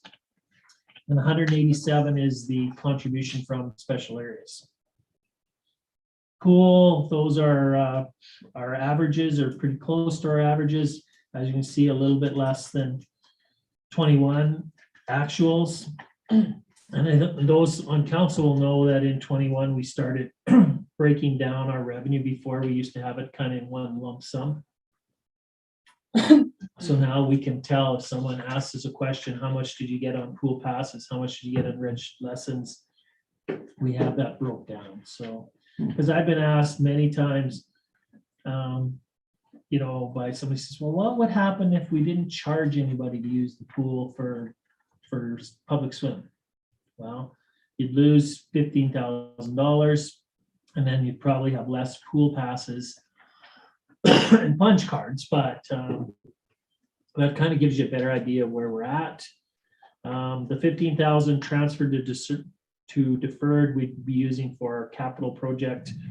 We didn't do it it was a junior Olympic pool heater. We did do it in 21. We felt we could get through the year, so we've saved the money and we're planning to do it in 22. Arena closer to a normal year on our advertising. Our arena rental revenue probably still down than below pre-COVID, partly because we have less teams. Little bit less teams, and our Sunday night, our guys aren't really doing much right now, so there's not that revenue coming in, but closer, certainly a lot closer to where we normally would be without COVID. The 2850 is Elks Public Skating donation, and the 1800 for the arena lobby. We've lowered it primarily on the fact that the concession's not open, so we're not charging minor hockey for it. So until they can get open, then once they make decision and they're able to open, then we'll start charging them for the concession, but we don't believe that's going to be anytime soon. Curling rink below the 32.2 is what the curling club bill normally is in a normal year. So they pay, we have an agreement with them, and they pay a percentage of heat, percentage of gas, percentage of power, all of those things. The next page, pretty much everything's the same. Just the Rcmp Park, we've got the $120,000 in as a fish stocking donation. That's just the category we have, but that would be the Henry Kruger contribution if we move forward with that project. Parks, the 125 are two capital projects. We've got the money in reserves. One would be so for some additional walking trails, and the other, the 75 would be the tennis court money. So we'd be bringing forward, so. Where would these walking trails, where are they gonna? Well, we do have a group, Harvest Sky has a consulting team that's developing a trails plan. I know one of the trails we've been asked about before would be an extension from the lodge along Palliser Trail down to Nick's, so they don't have to walk on the road. And I think we would probably also Take it north. take it north to join in with the other trails. So we haven't seen the final plan, but council allocated this money and said, well, let's wait till the plan's done, and then if we want to tackle something, we've got some money set aside that we can. So just forgive me for my ignorance, but I'm gonna ask probably a very silly question. Yeah. So when we say it's in reserves, we have that money. Yes. Okay, I was Yeah. very confident in that, but I just wanted to ask just to make sure that it's not a terminology that it's, yeah. Yeah, no, we have it set aside. I was confident, I just wanted to. Yep, no, that's good. Page 14, the only thing there under Hector King Hunter Park, we've got $8,000 drawn from deferred. You'll hear the word deferred. We probably use deferred or from surplus or from reserve. It's all pretty much the same. So we had some dollars donated to us. We put it in reserve, looking to do an irrigation upgrade. So we'd be looking at pulling that out and hopefully doing that in 2022. And library drawn from surplus, again, with some money we'd set aside to deal with the issue of their north wall. It's the alley's right there and it was paved, so the water sits there and it deteriorates the north wall of the building. So we put some money aside to see if there's something we can do there. So I think what happened one day was the town had some extra hot asphalt that, well, where can we put it? So a decision was made to lay it in the alley there, but Cost. in hindsight, the base wasn't good and solid, so it, once it ruts, but it built up the road and it's right up against the wall of the library, so it doesn't have anywhere to shed, so. Centennial Place on page 15. So sales revenue is basically our drop-in use of the field house or rentals of the field house. Lease agreement revenue, so that's the lease agreement we have with Kitty's Corner, with dance and with band. Kitty's Corner and dance are the two primaries. Sponsorship, that's the Heartland Generation sponsorship. And 10,000, we had budgeted in 2021 to do an HVAC overhaul. And we didn't get to it, so I wanted to put that money in reserve, pull it back next year, and just, when I say overhaul, not that they're not working, but just have one of our HVAC guys go up and They're go not through working it, well. go through it and say, okay, you could change this, we could fix this, this motor needs to be replaced, those types of Yeah, things. there's So, times that the play school is very hot, and Yeah. there's times the play school is very cold. yeah, so that's their fitness center fees, that is for the fitness center component. Community center, again, rental revenue, we're guessing we're using 50% of what pre-COVID revenue was, hoping that we're gonna get out of COVID and start having some functions in there again. Same with Lions Hall, just impacted by COVID. We don't know how much use we're gonna get of it, so. That's what I have on revenue. Is there any questions anybody has on revenue? Gentlemen, Councilor Forty, Sorry, ahead. I did a bit of a comparison just to see how all like rec and the pool, the arena, curling rink, the ball diamond, soccer field, library, Centennial Place, community center, Lions Hall, and the parks. And we all know that they lose money. And so just to see the comparison, and so some of them are substantial amount of money. Is there any way that, or any plans to, promote our, these assets that we have that, I know they're for our community, but if our community isn't using them, is there another option that they could be rented out or marketed, that they're available for rent or something? We're paying big bucks to maintain them. And I know COVID is not really the example, but this is going back pre-COVID, 2017, when recreation lost $342,000. At that time, it also did include the parks. The pool lost $171,000. The arena, $191,000. So those are big bucks. So, as far as trying to recoup or trying to generate more revenue for the assets that we have, can there be any sort of marketing in order to say, hey, come and utilize these facilities that we've got here? We've got an airport nearby. If we are looking at corporate events or that sort of thing, where they can be rented out to them, like the library, $145,000. Even the Lions Hall at $4,000, soccer fields $8,000, diamonds $28,000. So bringing them in, anytime you can bring somebody into our community to utilize them, pay the fees for them, then that benefits and helps reduce some of the expenses we are in these beautiful facilities we have. And if the locals aren't using them, well, how can we get them to increase the use? How can we do that? If there still isn't that, well, then can we go outside to try and bring people in? Councilor It's Campion, huge. you wanted to inject? Okay, I'm sure. Anyways, I mean, my that was comments my- on it, that I was mean, we my- have a girl marketing We have hand. their overdue every month. We have Harvest Sky marketing. I mean, we're aware of these things cost. Yeah, In my mind, you don't have these things. then you don't have a community. I mean, it's a fact that these things cost money. I mean, if you don't have these things in your town, you don't have the town.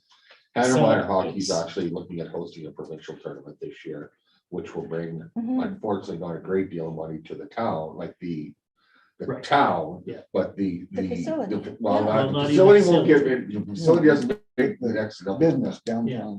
The downtown, and I did a budget up, because when I hosted the tournament here a few years ago, it's about a $57,000 impact on the town of Hanna.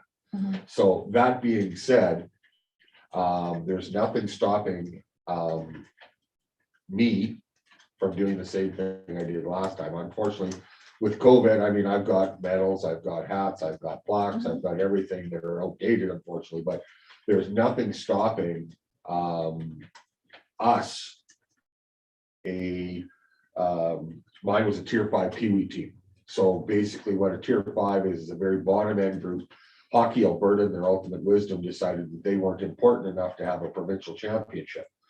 So they pushed it down and got rid of it. Well, we had a team from Wembley. We had a team from Crow's Nest Pass. We had a team from Bonnyville. Had a team from Redcliffe. We had a team from obviously Hanna. Mhm. And where was the other one? I'm gonna mess that up. Cochran. So I mean, yeah, it Yeah. doesn't That's- help the numbers for the arena, but it definitely helps the town. Well, that's the And- whole idea. yeah, And But that's what I'm saying, though, it's a Yeah. $57,000 injection.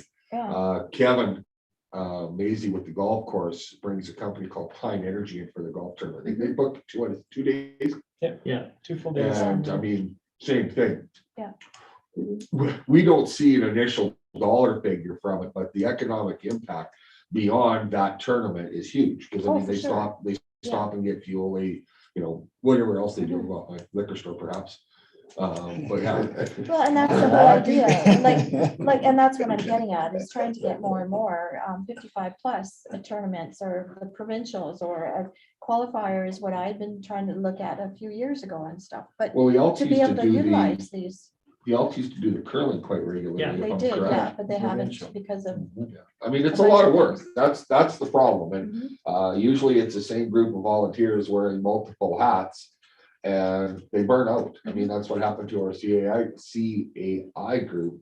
I mean, they did a phenomenal job, but it's a lot of Oh, work. And yeah, I for mean, sure. and the guys they had were passionate to the nines, like, I mean, and ruthless, Mhm. like, you know. But, and that's the thing, maybe there is some from other areas that might see that this is a facility, or these are facilities that they can Well, and- utilize to work with the town or the groups The that. challenge that we have, Sandra, is we're in the middle of everything. Get better. No, I know, yeah, no, I know that, And, that's. it's funny, you bring a team out of Calgary out here to play hockey, and they get 3 20-minute stop time periods with floods. In Calgary, they get a 50-minute ice slot and no floods, no nothing, like that's their ice slot is 50 minutes. And the argument you have with them is, you spend an hour driving across the city to get to a Calgary Run arena, and it's null and Can't enjoy void. it. Yeah. So But that's- there is yeah. a group called Super League Hockey. Yeah. That's a group that we should maybe look at reaching out to. I know they do rent the ice in Delia quite a bit. Again, I'm assuming it's at a very reduced rate by the fact that they go to Delia, but any dollars are dollars. Which Kevin and I had with the golf course. Costs the same to run the golf course, whether there's one person golfing or 200 people golfing. So, and that's something we may need to look at, is getting a hold of Calgary Minor Hockey, and I happen to have a contact there and say, hey, Kevin, you guys interested in hosting a tournament on Hanna? Or even ball diamonds Yeah. or whatever, soccer field, whatever. There's But lots of that is options. the thing to try Yeah. and utilize. But what again, we it do comes now. down to the work part of it, is it's easy to organize it. Like, I mean, the day of the Pee Wee tournament the week of the Pee Wee tournament, I was in the arena from 7 o'clock in the morning till 10:30 at night, 2 days in a row. And then on Sunday, when the finals were on, we were out by 5, but it's a lot of work. Yeah. It and it's a is, huge definitely, commitment. Yeah, and you say, I mean, there's groups doing it last year, and there was Yeah. a couple small ball tournaments they had for some of the younger teams. So, I mean, when you say locals don't use it, locals aren't doing it, it's an impossible thing to gauge, because Well, they yeah, are doing it, using it. But they can And always use until some they- help and stuff, yeah. too. Oh, absolutely. You can do more no matter what you do.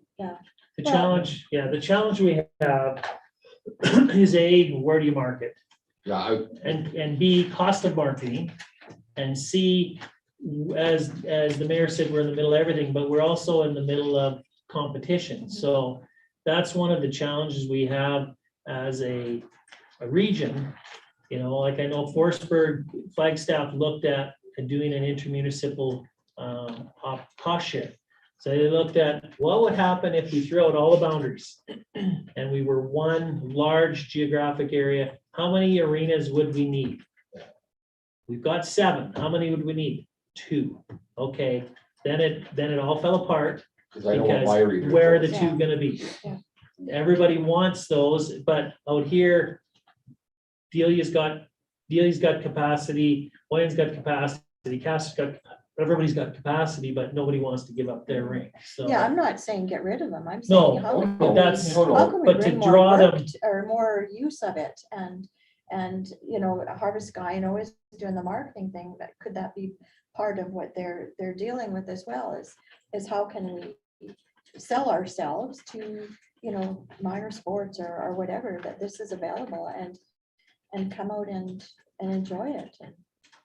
Go ahead, Council Champion. Well, years ago, and Sorry. long before most of you guys' time, there was a guy who worked here and he was called the recreation director, and that was his job. Was to line up tournaments for ball and hockey things and everything, and those facilities were used a lot back then. We had hardball teams played here, they played in leagues and everything, but this hasn't been promoted properly, as far as I'm concerned. I think rather than a community service director, I think we should be going back to a thing like that. So in those communities, and I know when it would have been here before, basically there was no Hanna hockey. Yes, there was. The town ran it, just like they do in Coronation. Coordination is. The Oh, town runs it. well, The kids pay their registration fee to the town manages that, so. okay, well, the recreation director, and he kept the facilities pretty busy and things like that. Well, and things have changed immensely. I Oh, mean, when I yeah. moved here with my family, Justin's group, we had 3 teams. Kyle's group, we had 2 teams. Yeah. And that went all the way through, right through to midget, which is unheard of. Like, here's Hanna, 2,700 people. And the challenge I had was, I didn't realize why we didn't have more hockey. But then as I started to learn, it's a long ways between farms outside of Hanna. You know, it's not like, Point where you've got a farmyard every 2 miles at the most. So we don't have a whole bunch of rural support, and sports have become expensive. So maybe that's something that kind of defeats what we're looking to do, but maybe that's something we need to do is figure out a different structure or figure out a different way of getting people in the arena. The Elks are huge. I mean, the public skating is the most great thing in the whole world. Like, I mean, they come all the time. Yeah. But we need to do some other things as well. So. Yeah. promoting, yeah, Location not- is our biggest problem. Yeah. Challenge. No problem. Yeah. Challenge. Well, it's our biggest challenge, it is. But we also have to look at demographics Reality. too, and we have to look at what population of school kids we have now as we did 10 years ago, 20 years ago, 30 years ago, right? We used to Yeah. when I moved here in 90, we had 3 schools. We have 1. So I would venture that our school demographics are probably at least a third of what they were. And when we look at it, most people now aren't having as many children as they used, and it's Yeah. that whole thing. So, and there's other things to do now. There's a lot more other things to keep people entertained and active on the technological side. So. Well, we just gotta get hockey equipment for all the Hutterick homes. Get some Well- leagues going. Or seniors, or I don't know, maybe we could get a ladies tournament out here. I don't know, just something to promote what See, we we don't do even have a have, ladies and- team anymore, No, so, yeah, there's, anyways, that was my no, comment. there's no is- doubt there's cost, there's no doubt we have space. Yeah. Like, there's And- no argument there. And and just to get it out and to sell ourselves. And, maybe it might have to be, there's key spots for the locals, and if they drop them, they still have to keep that spot, whether it's a practice or whatever, or something, but, and because everything else could work around those schedules in order to bring others in to fill in the gaps, even if it happens to be on a weekday or something. But, how long can we afford to support the assets we do have if we don't see that more people, utilizing it, whether it's locals or outside or something. All I have to say. Okay. Anybody need a break or everybody's good? Better. Okay, so if we turn to page 16. Just so council, we talked about basically leaving wages the same. We have increased travel and subsistence a little bit and training and registrations. Well, they're the same as the 21 budget, but we're assuming being able to move forward. Goods, basically the 14,000 makes up, once we get into whether we want to start having a council supper beforehand, it's where your technology allowance is. So if there's discussion from council at the end of the day that they want to change that, upgrade that, there would have to be some discussion around there. It's got some stuff for council in terms of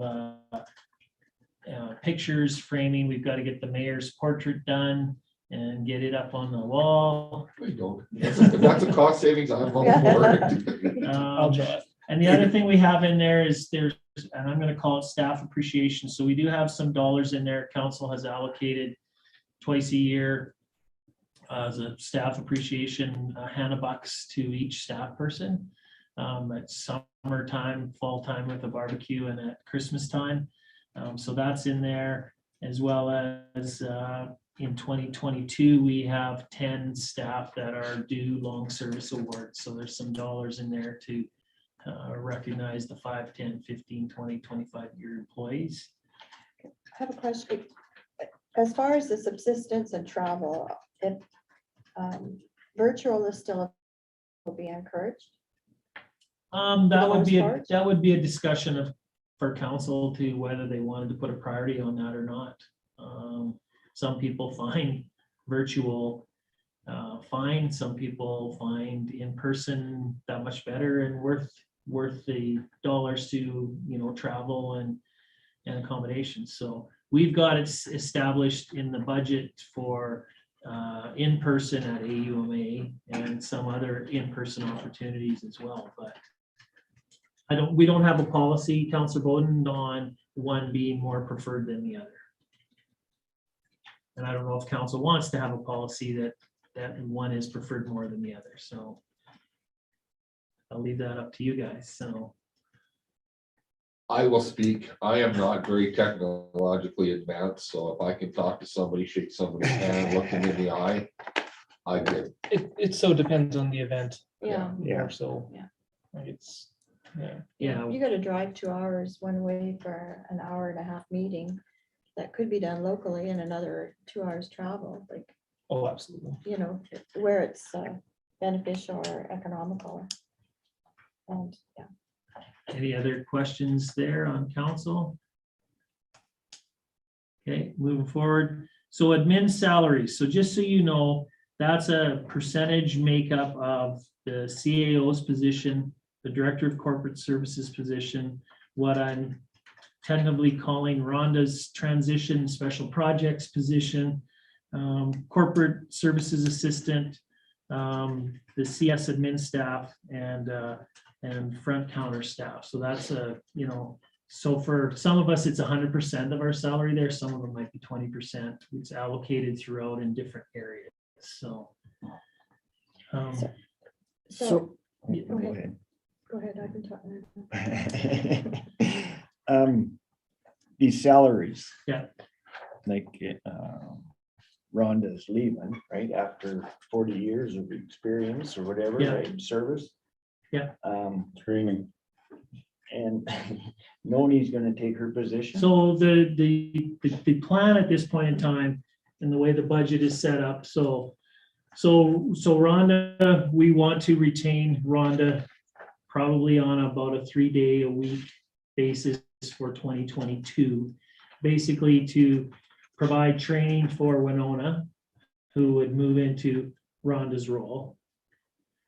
Winona will need to provide training to Caitlin, who will move into Caitlin's role. And then there's always projects that we don't get to that we need to get to that are on the books. So the plan is for 22 to have Rhonda in for 3 days a week. And then on the other hand, we're also looking at bringing in a new front counter person in 2022 for 3 days a week in 2022. And potentially, whether that works, whether we need to expand that to 5 days in 2023 when Rhonda's not here anymore. So Yeah, my question was like, so Noni's moving into Rhonda's position. Is she starting at the top of the grid or is she starting? she started down? started starting point. Yeah. Okay, So there's some savings there. yeah. There's some yeah, that's savings what I'm there. thinking. There's a little bit of savings there. Same with Winona or with Caitlin would Going in, transfer. yeah. She would start at the bottom. The new person would come in would start at the bottom. Mhm. So there is some savings there. But we're also probably have a little more staff time allocated in 22 with Rhonda's being on to help with the transition than we would in 23 and moving forward. Right. So, Yeah. so that's why you can see from 22 to 23, there's a decrease in salaries. Okay, So I have another question. Yeah. So you knew Rhonda was going to be leaving for quite some time. So is that training has been going on an ongoing basis already or not? Some, but it's hard to do that when you're already got your plate full. Mhm. So we didn't have that additional time to do a lot of that. So on either side, even Winona with Caitlin and Caitlin will have to spend time with the new person who's person. handling utilities. So Yeah, it just seems that like most organizations, they tend to be able to train on like while they're doing the job and Succession planning. yeah, well, the planning is already there, but they're still doing the training as they're doing their job and before they retire. and in a perfect world, like I said, if Rhonda was done and walking away, we'd make it work. But you know, we have a little bit of So an if Rhonda opportunity stays, there. it's all good then. We have a little bit of an opportunity. We have a little bit of an opportunity to do it instead of Utilize, letting yeah. people's, because right now everybody's got their plate full. So when you're going to train and say, Caitlin, I need you to come in here and learn this. And she said, well, I gotta get this done. Mhm. It allows us a little bit of This time. this to- allows us to maintain the level of service that we Yeah. want. Yeah. That's the other Oh, you yes, guys to yeah, I provide. understand that. Yeah, it's, so that's the way we have it set up in the budget as we move forward for 22, so. The other thing happening is that Gwen is gone and Adrian is gone, so those jobs are gonna be shifting Other and responsibilities affecting other too. people so. as well. Yeah, and I think that will probably be the biggest impact is it'd be different with one person leaving, but when multiples are going, it would, yeah. And So that's what we have in salaries. Casual labor, we basically have brought in a summer student and got a grant to help cover for vacation and do some projects. Benefits are basically the benefit people in the salaried positions identified above. Payroll costs, we've increased. We're struggling with our payroll provider right now. So we're looking to our financial software people have a payroll program they're working on. So we're looking at moving into it so it fully integrates with our financial software and be able to do that. Our financial payroll assistant software that we use, the gentleman that is supposed to be assisting us is not providing good service. So Will happen. so we're looking to move on from there. Other highlights, I'm just trying to pick out some of the highlights. Advertising and printing, that is basically we take our Hanna Herald cost for our weekly ad in the paper, and we take our printing costs of our photocopiers, And we distribute them through many places in the budget, just as a percentage. For example, admin might get 10% of it. So, That being said, the Hanna Herald, I mean, lots of people don't get it. So if we're going to use it as a media platform, should we maybe not be paying for everyone in the town to have a Hanna Herald? Just throwing it out there. I personally, I'm gonna confess, I'll bet you it's been 5 years since I've actually picked up a Hanna Herald or looked at it online. I disagree. I've talked to more people in the last couple of years than I realized. I used to think the same, that it was, I mean, paper media is dead, but I don't think that anymore, especially new people to town. And should we look at maybe providing that as a service? I mean, If we went to the then Hanna we've Herald got and the said, EC review as well. Yeah. I mean, I'm comfortable with providing What funds to you're them saying through is- our advertising. we would go to the Hanna Herald and say we have 600 or 600 residents in Well, town. we would have, just to be transparent, we'd probably have about 1,200 residential Okay. properties. I just threw 600 over, yeah. So 1,100 residential properties, and we went to the Herald and said, listen, we would like to get 1,100 subscriptions. What can you do for Yeah. us? Yeah, just $55 a prescription. Well, If you that's- went- It's a pile of If money. you went to them and said, we want to buy 1,100, Their, they could say no. their headquarters is down in Quebec or wherever now. but I know where you're, I know what you're That's saying, Yeah. Mr. Mayor. So they Yeah. might say, we'll give it to you for 30. So then you look at 30 and you That's say, right. okay, at 1,100, that's $33,000. Is Yeah. that a medium we want to Bang for a bang buck. for a buck? No.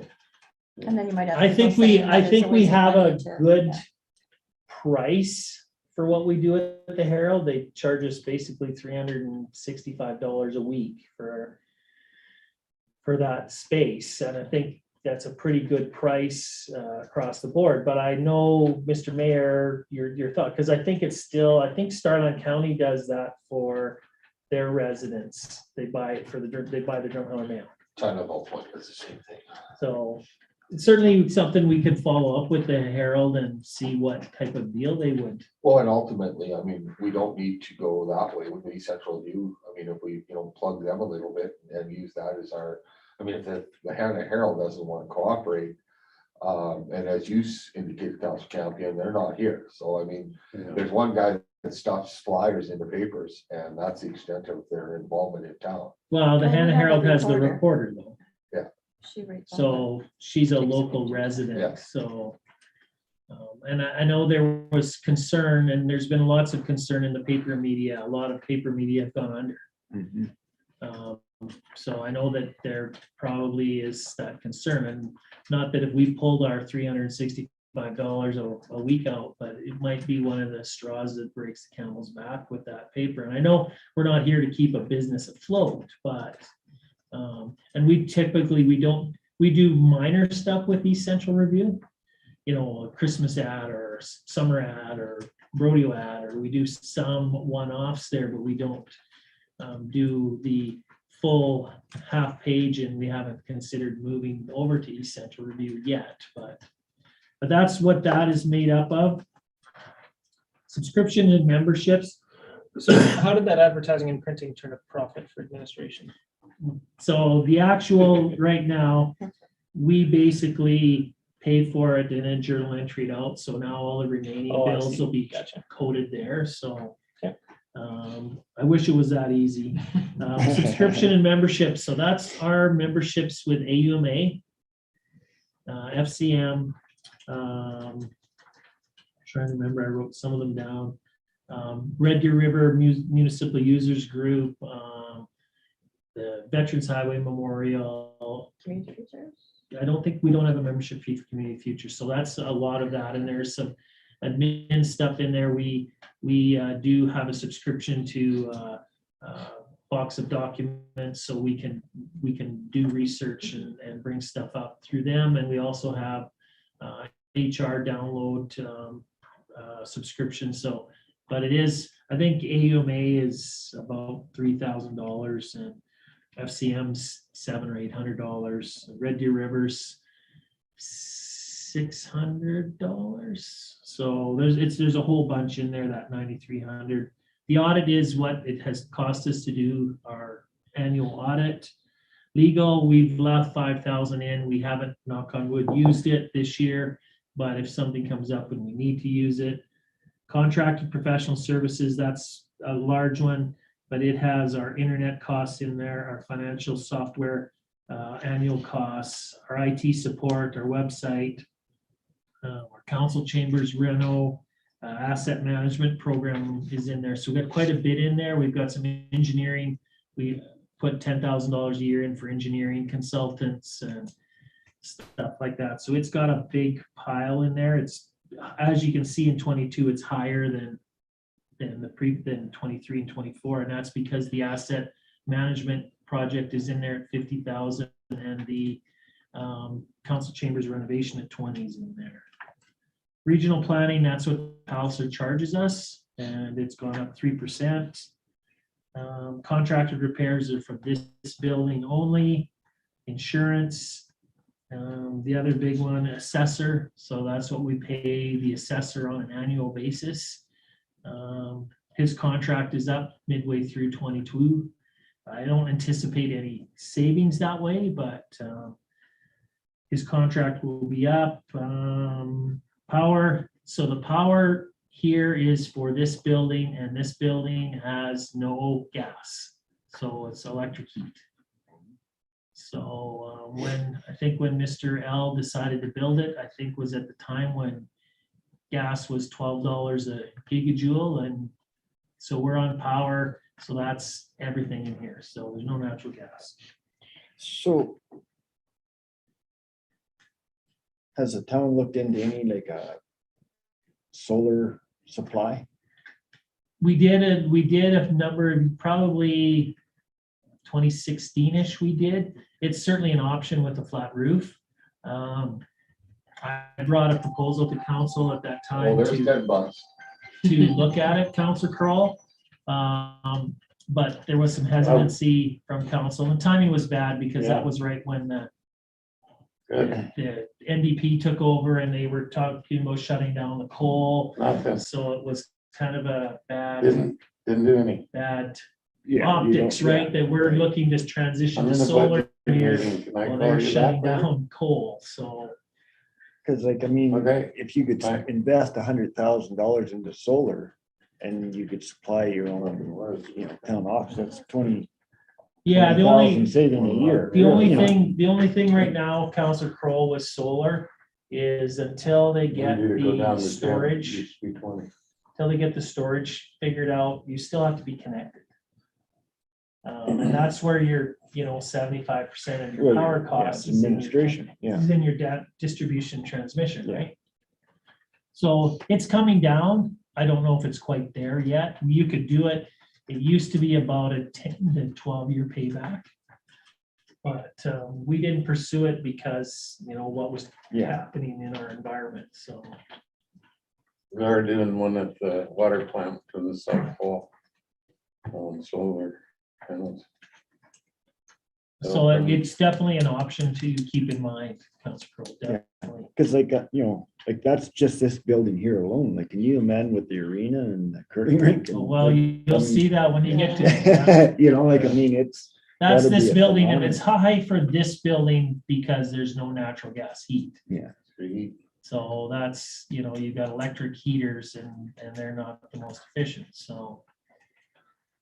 We keep moving on, grants to other organizations, so that a big chunk of that is to the medical clinic.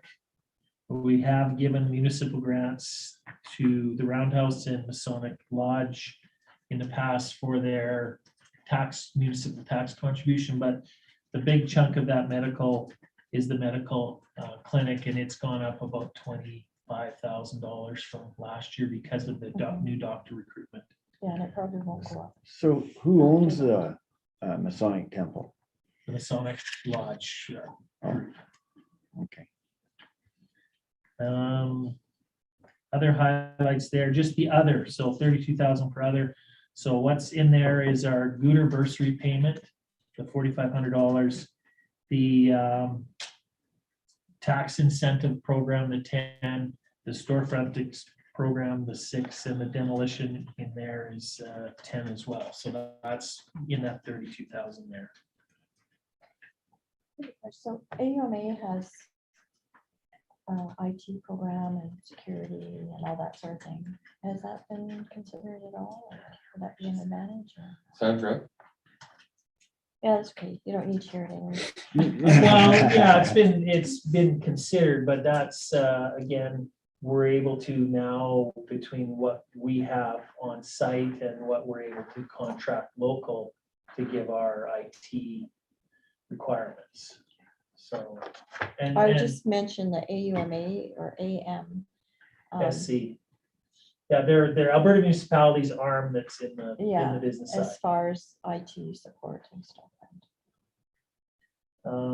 Anything else there before we move on? Okay, next page, we'll go by fast. The tax recovery property, the rental house that we own, as I mentioned before, those are the expenses. We budget to transfer the difference between the revenue we bring in and the expenses we have so that we've got dollars in case we need to do any repairs, significant repairs, whether it's a furnace or whether it's a hot water tank or et cetera in there. So next page, there's not a ton. Fire, we'll just skip the fire. So the firefighter wages are what basically gets paid to our paid on call guys at the end of the year. They tabulate the hours they've put in on calls and training, and then they get paid. So that's a 3-year average of kind of where we've been.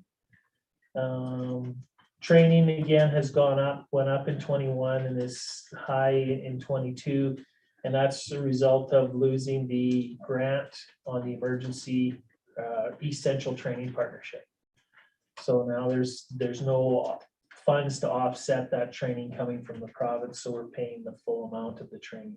And didn't they have to take more courses? They had to do some sort of Well, they rejigged it. They used to take a bunch of individual courses, whether it's a pump course, whether it's this course. They basically, the last group that they taught was the whole 1001. 1001A. 1001. They did the whole thing. So it was over multiple weekends, over multiple months. So they're at the same level. pretty So, much. yeah, so that's training that's highlighted there.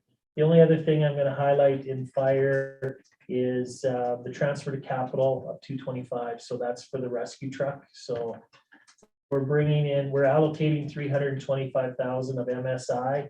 We're gonna spend 100 of it in 22, and we're gonna transfer the 225 to reserves to be used for 23 when we have to make the final payment. So any questions on fire?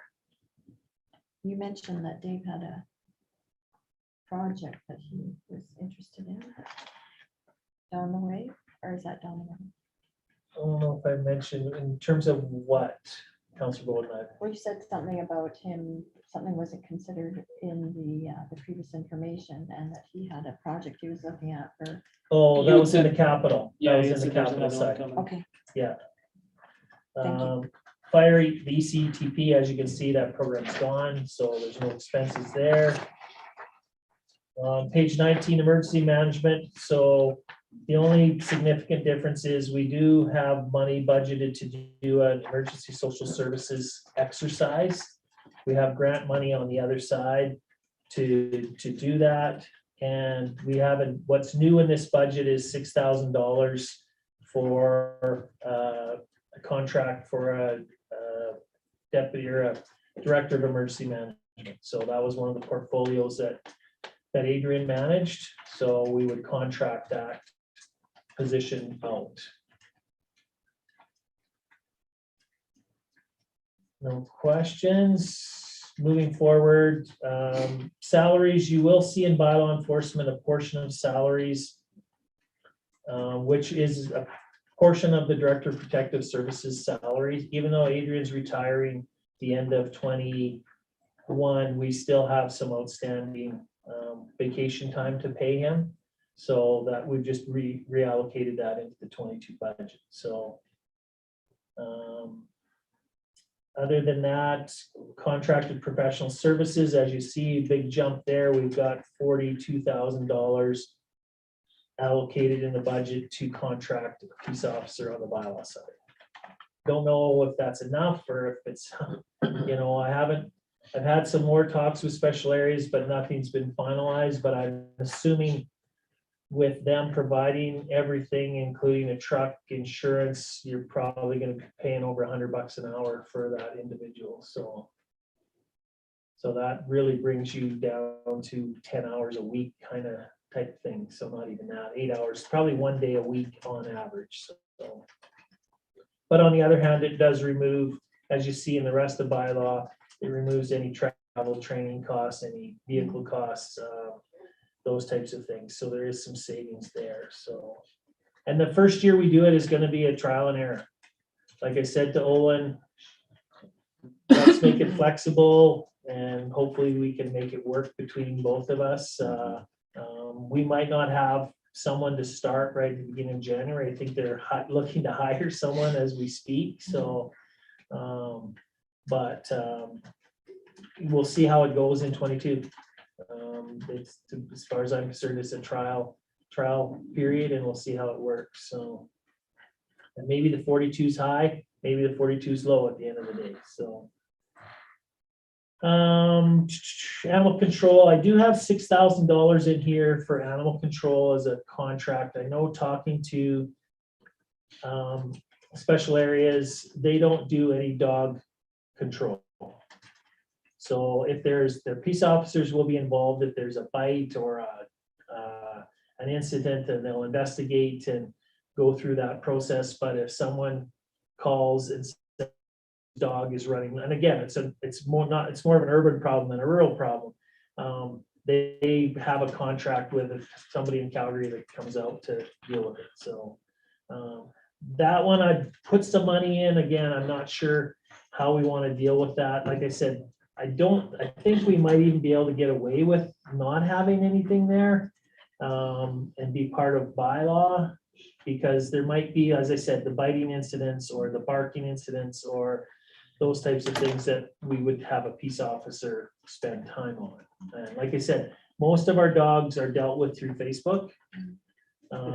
Very rarely do we have to be out chasing a dog because somebody got it, knows whose dog it is, and it's home before you know it. So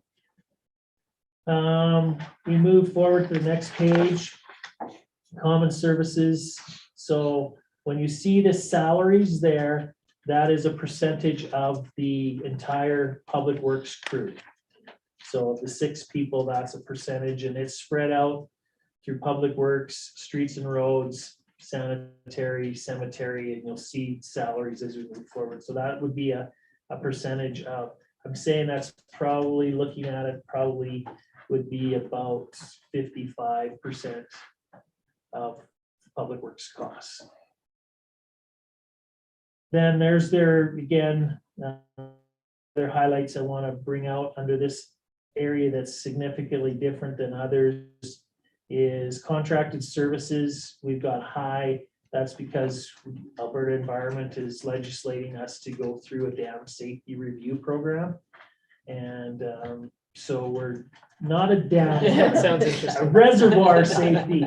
So we've had to retain engineers to assess the classification of the water body and the consequences of failure and enact an emergency plan and all those other things to get through it. So there's an increase there to contract some services from MPE.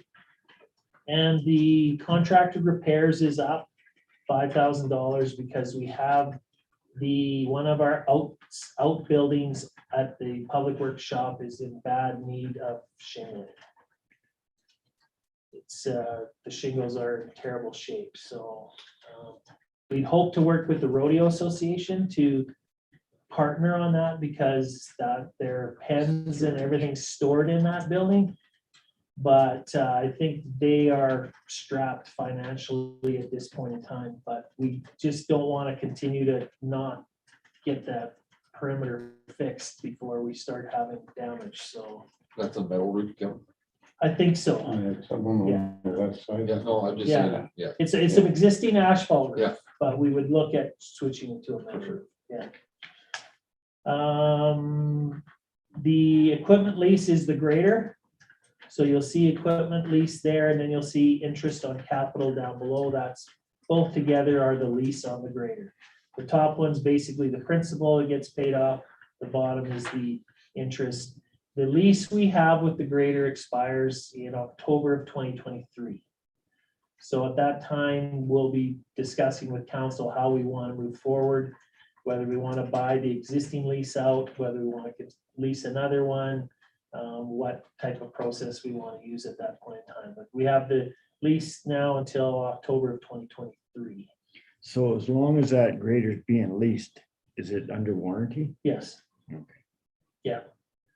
That's one of the advantages is then you've Of got leasing. no, we have to buy grader blades, but if the motor goes or something breaks down, that's all under warranty.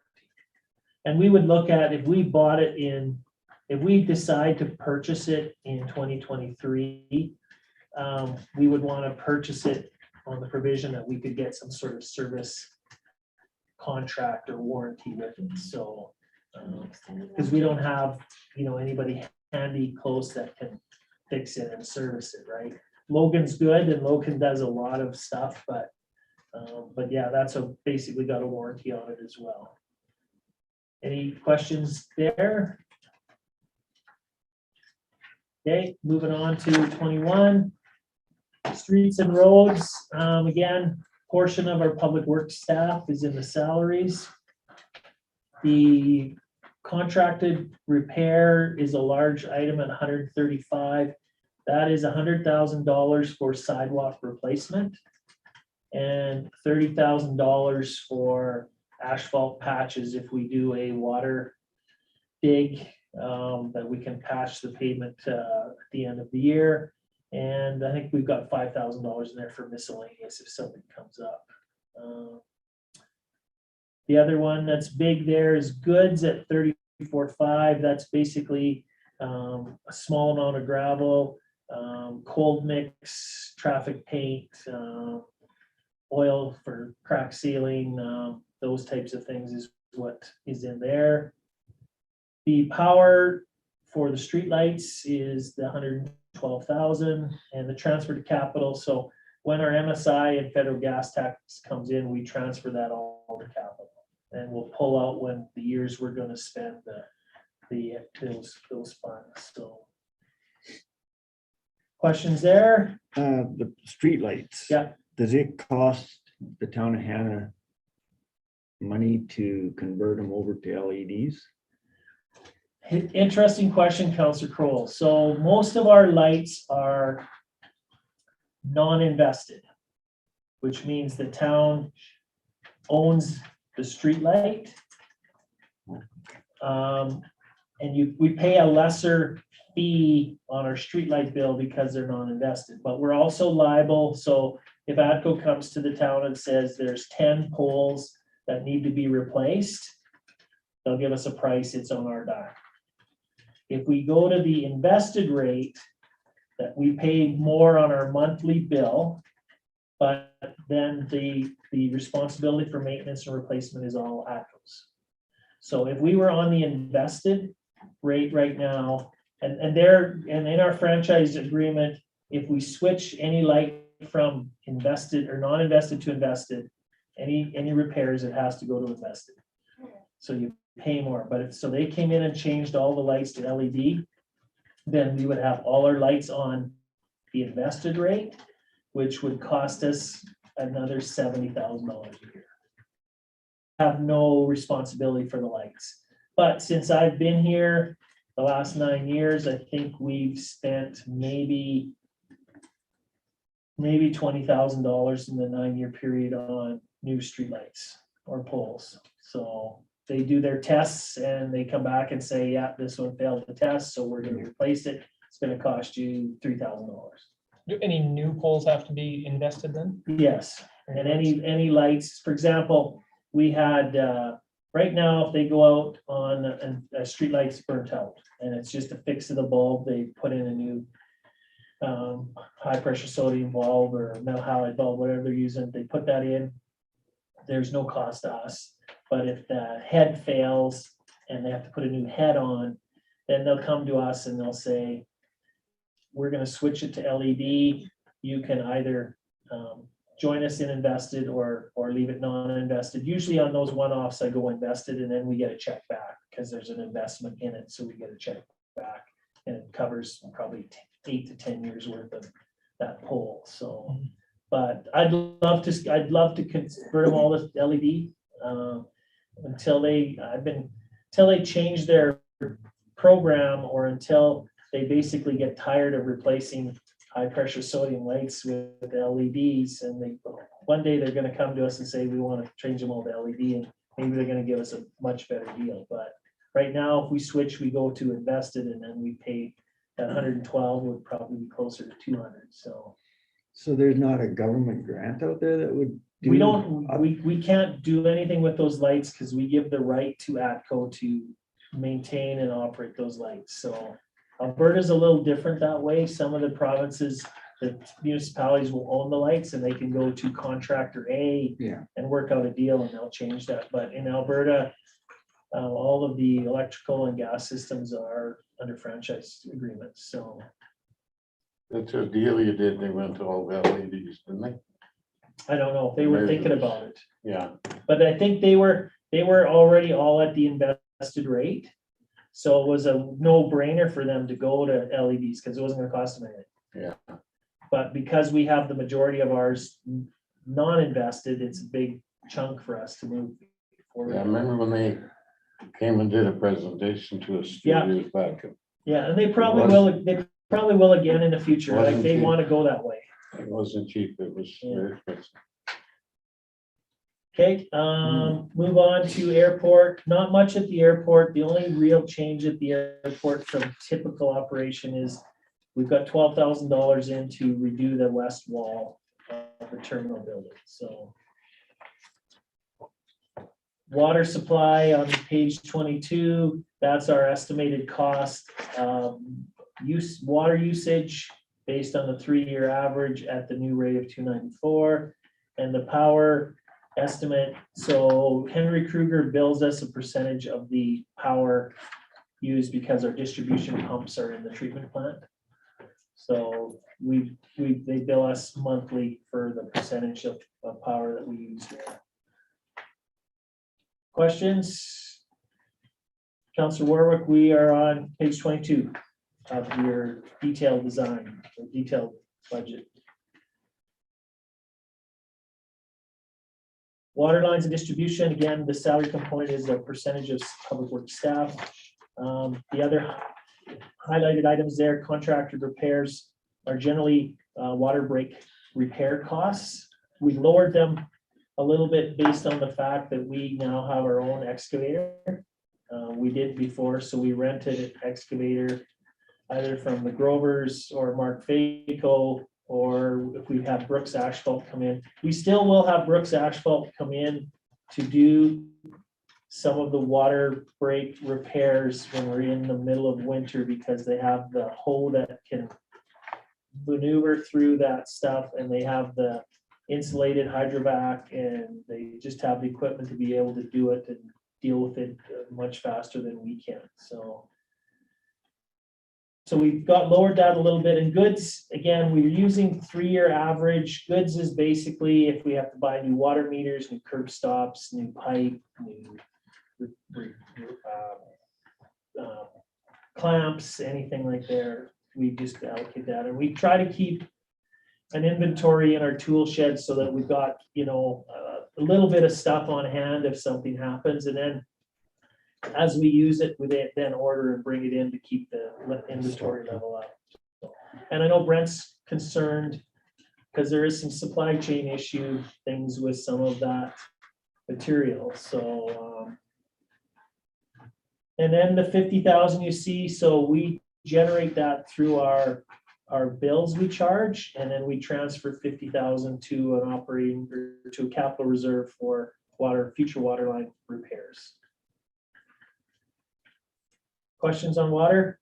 Yeah, Kim, on the contracted professional, the thing that you're showing 25,000, why is it so low there? Like, every time we phone in Brooks Asphalt, is it not about 15 grand? No. It's last year, knock on wood, we've had a good year this year. That's why it's low. We've had a good year this year. I think we had Brooks out once or twice in January, February, but it depends. And the one time they were out, they were mobilized and they were here and they had another break the next day. So, but generally it's probably, Council Campion on average, it's probably close to 10 grand for Brooks to come out to do a typical day-long repair. By the time they mobilize, get up here, get back, it's generally about 10 grand. Well, that 25 just seems low to me in the 22 budget. It just seems like a little. Well, and again, as I'll say to council, as I say to council, it's a budget. So if that doesn't mean that we get to 25,000 We're done. and we have a water break, that we say, sorry, we're not fixing it. So it's trying to be as close of an estimate to what you would be, but like I said, we're not gonna not fix it if we're over 25,000. But as you can see, Council Campion, knock on wood, as of now, as of the end of November, we've only spent less than 12,000 in 2021.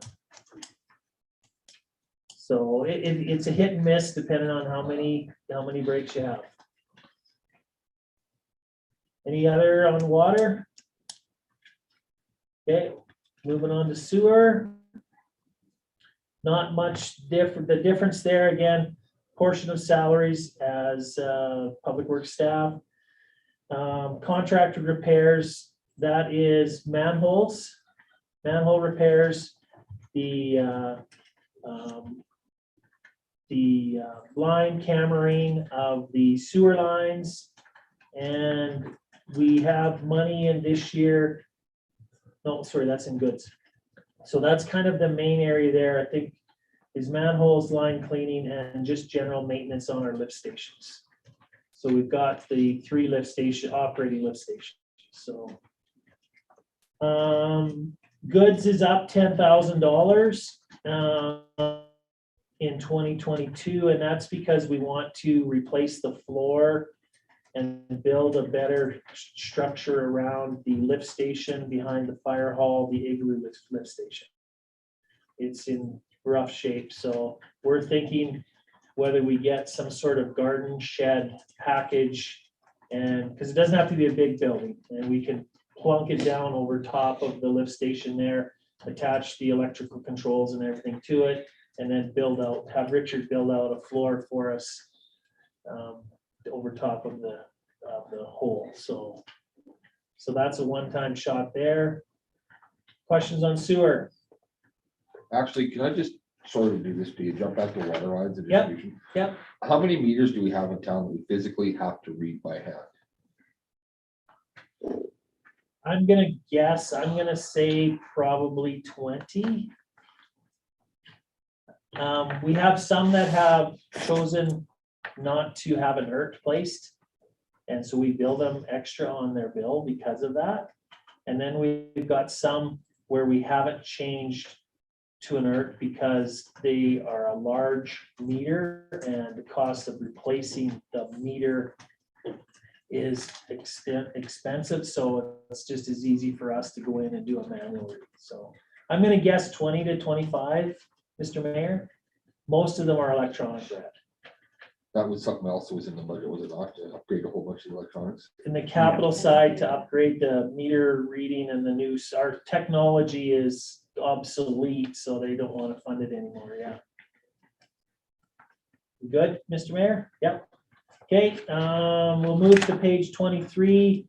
Not much there. Garbage collection is what our contract is with a contractor till the end of 22. Residential pickup And regional waste is the charges from Big Country Waste. Next page, 24, FCSS administration, not a ton there. It is a portion of the coordinator's position in the salaries and the admin staff that goes with that position. So just a portion of both there. Just for your information, if you didn't know, we do provide the senior circle with the utilities grant on an annual basis. So basically, the cost of their water and sewer, we provide them with a grant to offset that. I don't know, the town's been doing it forever. I don't know when it started.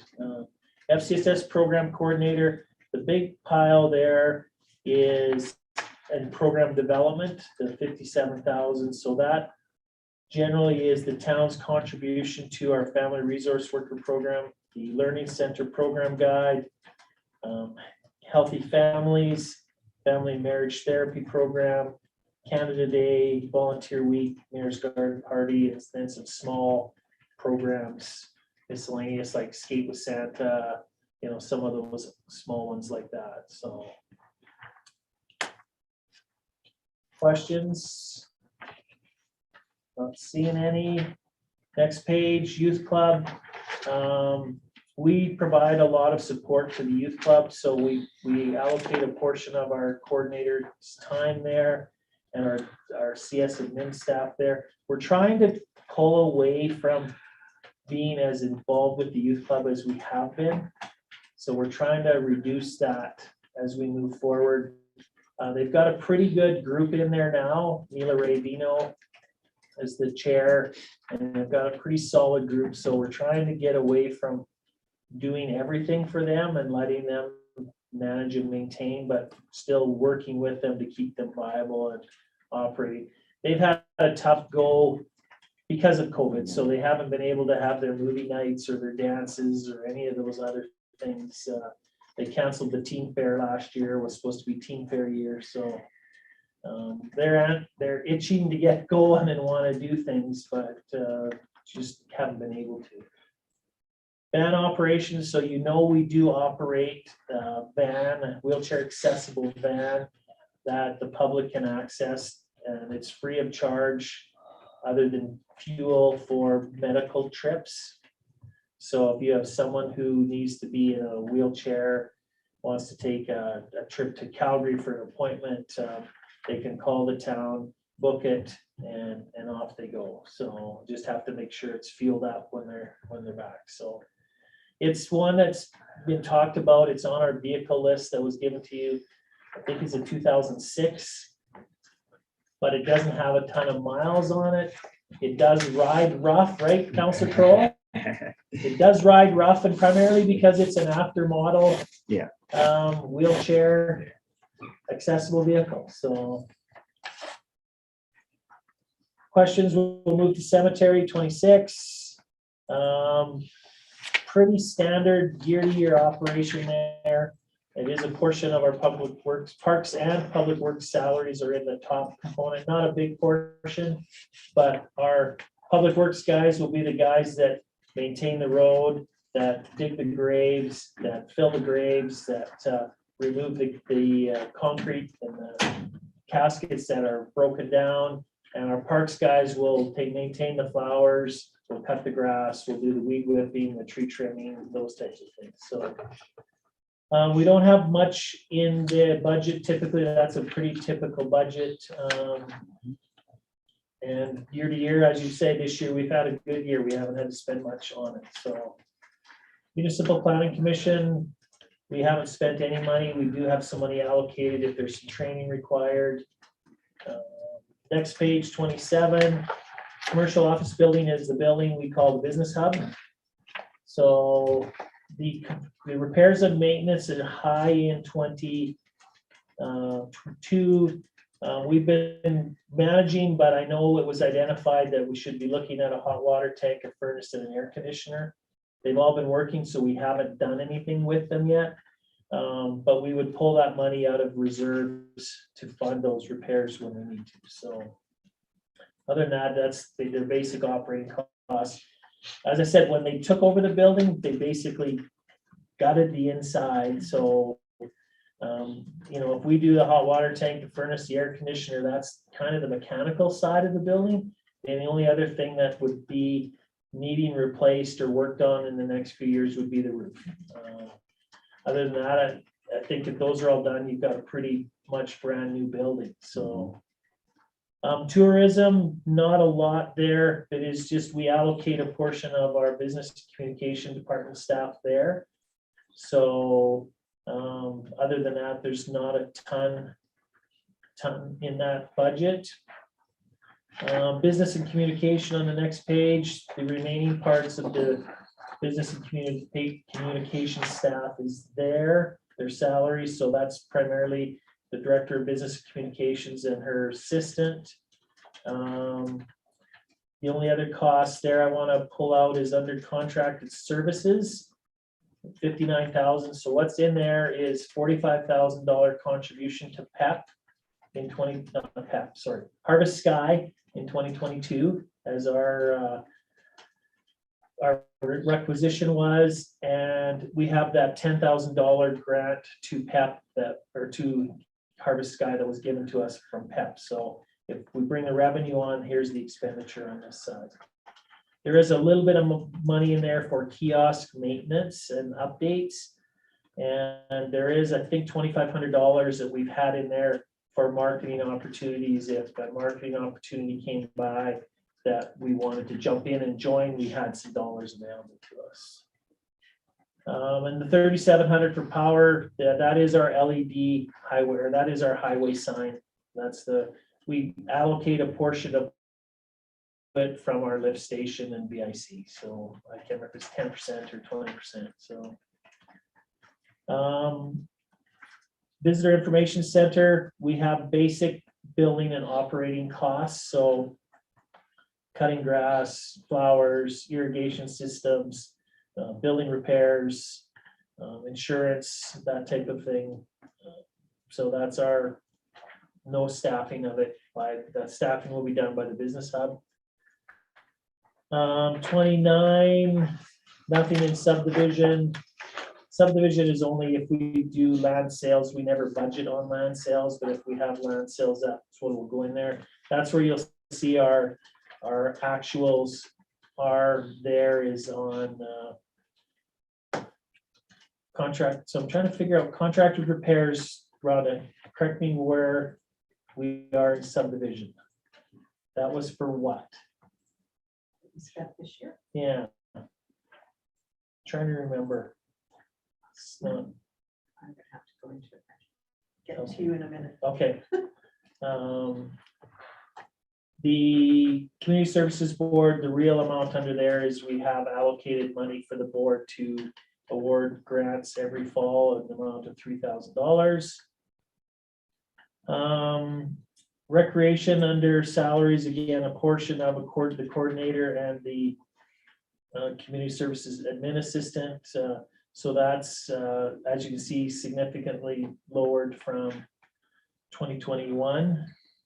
But we did forget, and this is where we would add in some contracting amount for doing some project work on the recreation side, not having anyone in that position. So if there's projects that come up that we need some assistance with, that we can deal with it that way. Other than that, we're not filling the position. So you're not filling Gwen's position? We're gonna try to move forward, not filling that position. But I do want some money in if we need some help on specific projects. So we're gonna give it a go to see how it works. We've got Kevin, I'm very comfortable with Kevin on the facility side. Michelle's new on her side, but we want to put some more on her plate and handle all the FCSS stuff and maybe a little bit of recreation programs. But that's, we're gonna give it a try and see how it works. So contracting out grant applications. Grant applications, or if we move forward with a grant for the community center, for example, we're gonna do a renovation and we've got somebody who can spend some time managing that component, so. Kim, Yeah, sorry, the 750 was for separation of title. yeah, I knew that one, but the 163, under contracted repairs. Oh, that's the demolition, sorry. Demolition That's the project. demolition projects. That, we had nowhere to put it in our entry, so we're using subdivision. That's right. That's why the budget is 575, and to date, we spent 163,000. That's on the demolition, the whole 5 buildings, so. Thanks, Rhonda.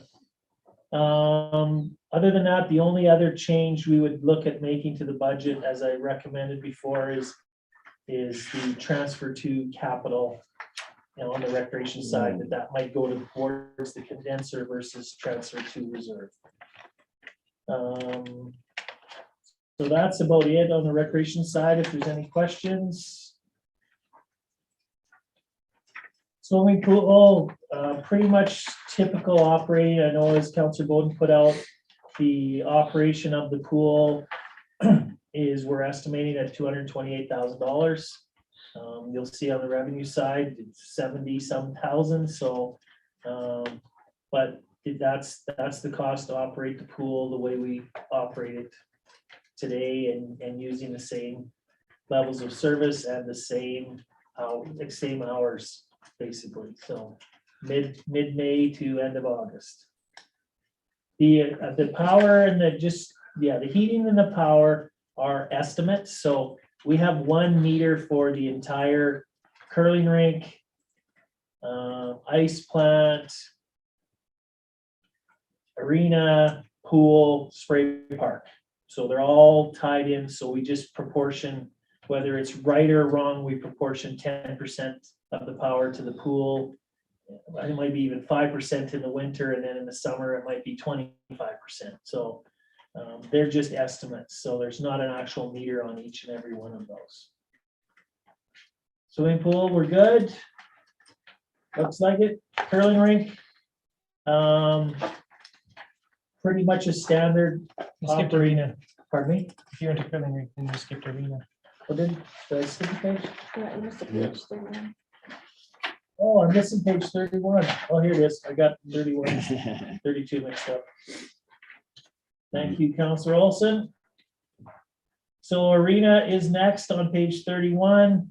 Again, as Councillor Bowden pointed out, the way this level of service we provide and we operate, they're not cheap facilities to keep open. So, basically it's just under $300,000 a year to operate that facility. That's salaries for our full-time staff. They're basically from October to March, as well as if they do any work in there in the summer, they basically, when they fill out their timesheets, they basically indicate where they were spending their time. So again, power and heat are a portion, and ice plant down below of the power they're all estimates. The ice plant below under ice plant, so we will do an overhaul on the plant every 2 weeks. We have 2 compressors. We do an overhaul on them every 3 years. So we did one in 21 on one motor. We'll do one on 22 on one motor. 23 we won't do anything, and 24 we'll move back to that first motor. So every 3 years they're being overhauled. We also allow in that budget about $10,000 for any miscellaneous repairs that may happen during the year. And we have a maintenance contract that does a startup, mid-season, and shutdown check for about $3,500. So that's in the ice plant. You'll see we split those costs with the curling rink. So the 27th, the ice plant is basically a $54,000 cost, split half to the arena, half to the curling rink. Park shop, the only difference here, and it'll be something whether council wanted to move forward with, is under contracted repairs, we're looking to convert the lights to LED. So I think we've got $3,500 price tag to convert the lighting in the shop to LEDs. Moving forward then, now we're on to the curling rink. The biggest cost in there is the subsidy. So in 2014, council entered into an agreement with the curling club that we would bill them as we normally bill them. And it's typically around a $40,000 bill to them for their share of the utilities and all the stuff to operate while they're in there. And then council made a decision at that time to basically provide them a subsidy of 1/3 of that cost. So we allocate it there, and we're estimating it's gonna be 14.5 based on a full year in 2022. So no COVID interruptions, plant curling running January to March and from October to December. Ball diamonds are pretty basic, but there's a cost. There's $38,000 there. We buy shale every year, fertilize every year, spray every year, and just general repairs. Our repairs were higher this year and we budgeted for that. Our crew basically replaced all of the bleachers at the triplex. So all the bleachers are all freshly painted, new backs, new seats, everything's been redone on them. We did them in-house last year, but the cost of materials. So the one thing that we have to keep an eye on and monitor is our water costs. So that's at the bottom. So I know we had a dry year, but our water costs were double what they normally were. And I struggle with that a little bit. So we have to do a little better job, maybe reducing the amount of water we're putting on them. They are healthy and good, and we wanted to make sure they're healthy and good, but it's tough seeing that much money spent on water. But that's what we allocated to that. It's metered, the meters, the triplex and the soccer field. So Yeah. Golf course, we do pay the insurance. That's the only financial contribution on an annual basis to the golf club is the insurance of the clubhouse. So other than that, the golf course has operated independent of the town of Hanna. 33 Fox Lake Park, not a ton there. The contracted services is the large component, but the majority of that is the contract we have with the caretaker for the management of the park and security and supervision of the park. So we're hoping to get the same contractor back again. Had a very successful year last year with them. Haven't talked to them since the end of the season, but they were interested and were contemplating coming back. So we'll have to follow up with them. Added to operating reserve. This is where we talk about the plan was to put $30,000 in to reserve to be able to do something major out there in Helmer, whether it's aeration, whether it's pumping water in, whatever. If council decides they want to move forward with that project in 2022, then I would suggest that we don't make that transfer in 2022, that we put it towards the project. So Kim, did we not put $100,000 no, in there a few years ago? no, I thought we put 50 in a couple times, so no. I thought there. We talked about it, but it came out. And then 22, when we were at this time last year, when there was discussion, it was like, okay, we're gonna have to do something major with it. Let's start putting some money away, and council put 30 aside in 2021. So no, I'm sorry, Councilor Campion, and we haven't got anything else. In there, I so. thought we did. So. Any questions, Fox Lake? No? Okay, parks, the couple items I want to deal with. So salaries are our full-time arena guys, basically switched to parks for the 5 months in the summertime. So we've got under contracted equipment repairs. Sorry, gotta get the right line here. Yeah, contracted equipment repairs. We've got all kinds of things. So fixing mowers, tree trimming.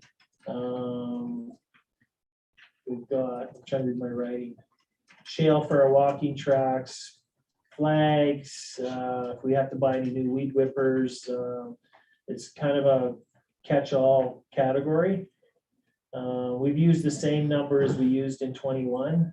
As you can see, we're under budget there in contracted repairs for 21. but when we go to goods, we're high in goods. So I see them as interchangeable.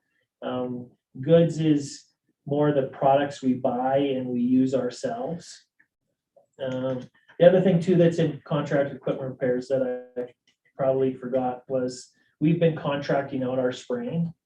So there's about $15,000 in the budget for herbicide, pesticide spraying.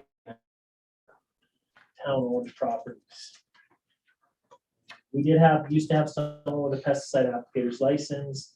We have the equipment, but the individual had their pesticide applicator's license left. We don't have anybody who has one. And I know it's more contracting, but I'm happy contracting because we get really good reports from them on what they sprayed, where they sprayed. It's all GPS. No liability. They can tell us exactly what they put on this section at what rate and whatever. It would be nice to have someone on staff who has their applicator's license, because then we could do some general, hand bombing around places legally.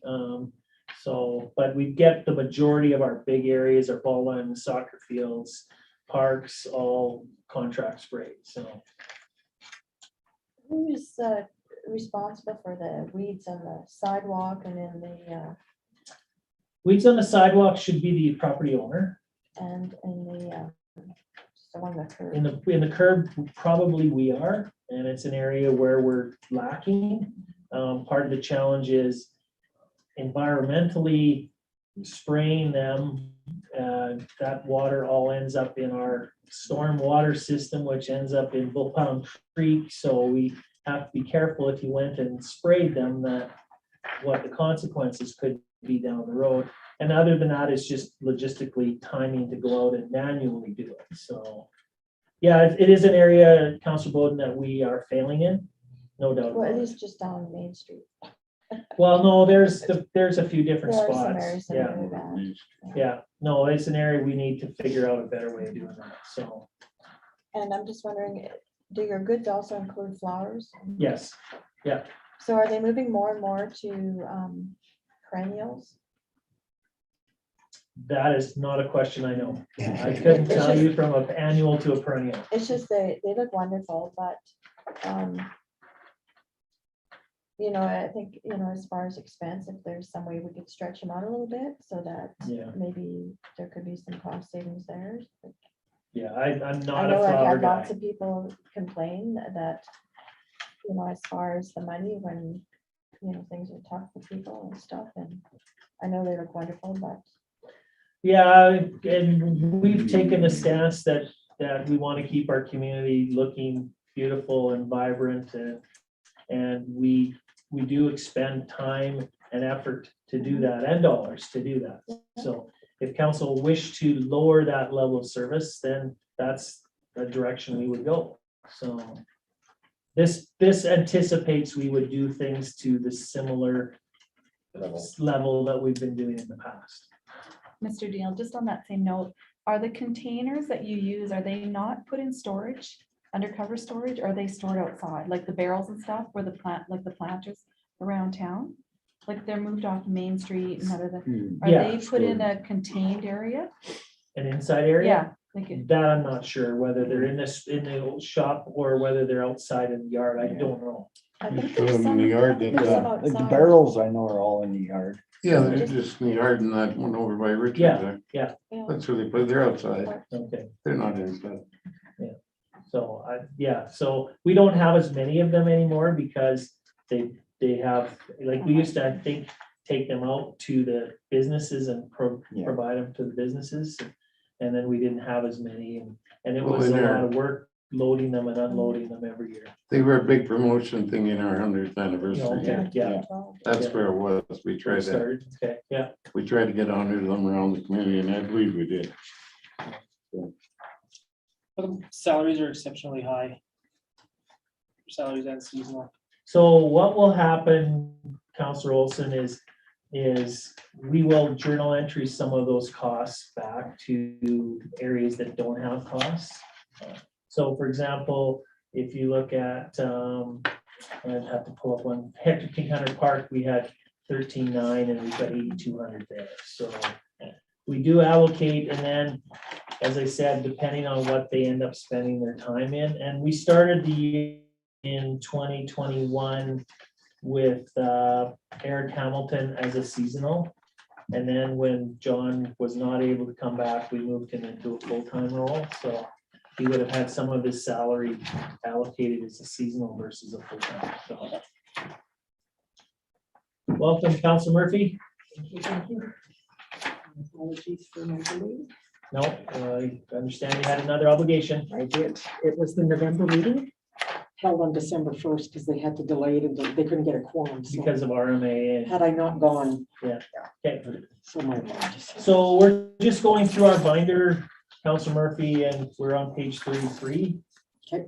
If there's any further questions, we'll move on.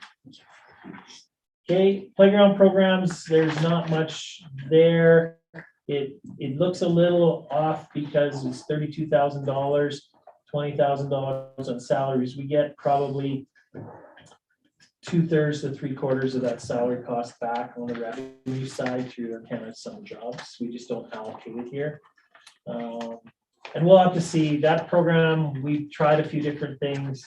I don't know where we're gonna go or what we're gonna do. We used to have it basically as a full-time daycare, lack of a better word, from 9 to 5, Monday to Friday.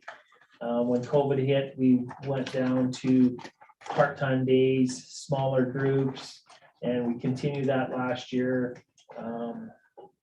I don't know. We gotta put some thoughts around that whole program, so.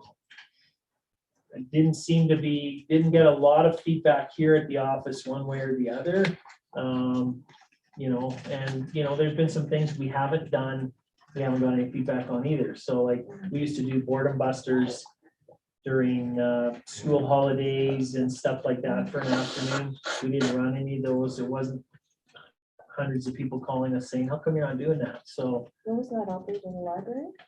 no, not we used to necessarily? run boredom busters out of Centennial Oh, Place. okay. But the library does do some programming as well, so we have to look at that area, in my mind too, to figure out exactly how we want to move And I forward. think there's a lot of day homes that are.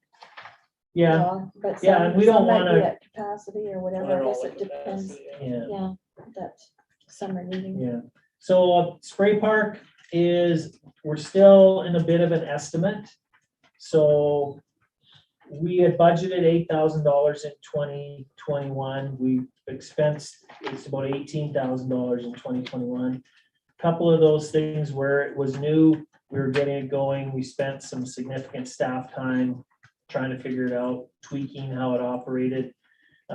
We also had some contracted repairs. We rekeyed the building and we paid for the security fence to stay up around it until it was ready to open. So we rented that. Other than that, we were pretty close. We used more water than we expected and budgeted, but we did have a leak. One of the pipes was leaking unfortunately after the meter. So the contractor's been back, replaced the pipe, fixed it, so we should be good to go, no pipes. It was one of those, we couldn't see it anywhere, wasn't coming up, but we knew we were going through more water than we should have. So we've lowered the budget from this year's actuals to 12.2, and again, the power is a complete estimate off of, because we tied into the existing service, so. But we'll see how it goes. Hopefully 22 will give us a full year of operation and a full normal year of operation, and we'll have a good guideline moving forward. 35 Hector King Hunter Park, not much there. As I said, we've got an increase in our goods. We didn't get to the irrigation upgrade, so we hope to do that in 22. And it drops down in future years. Soccer fields, not much there. Again, water is a big thing. And museum, just for your information, at the bottom of page 35, we pay the gas and the power there. And we provide them with a grant, or have provided them with a grant of $7,000 to help them continue to operate. I haven't heard anything from them this year.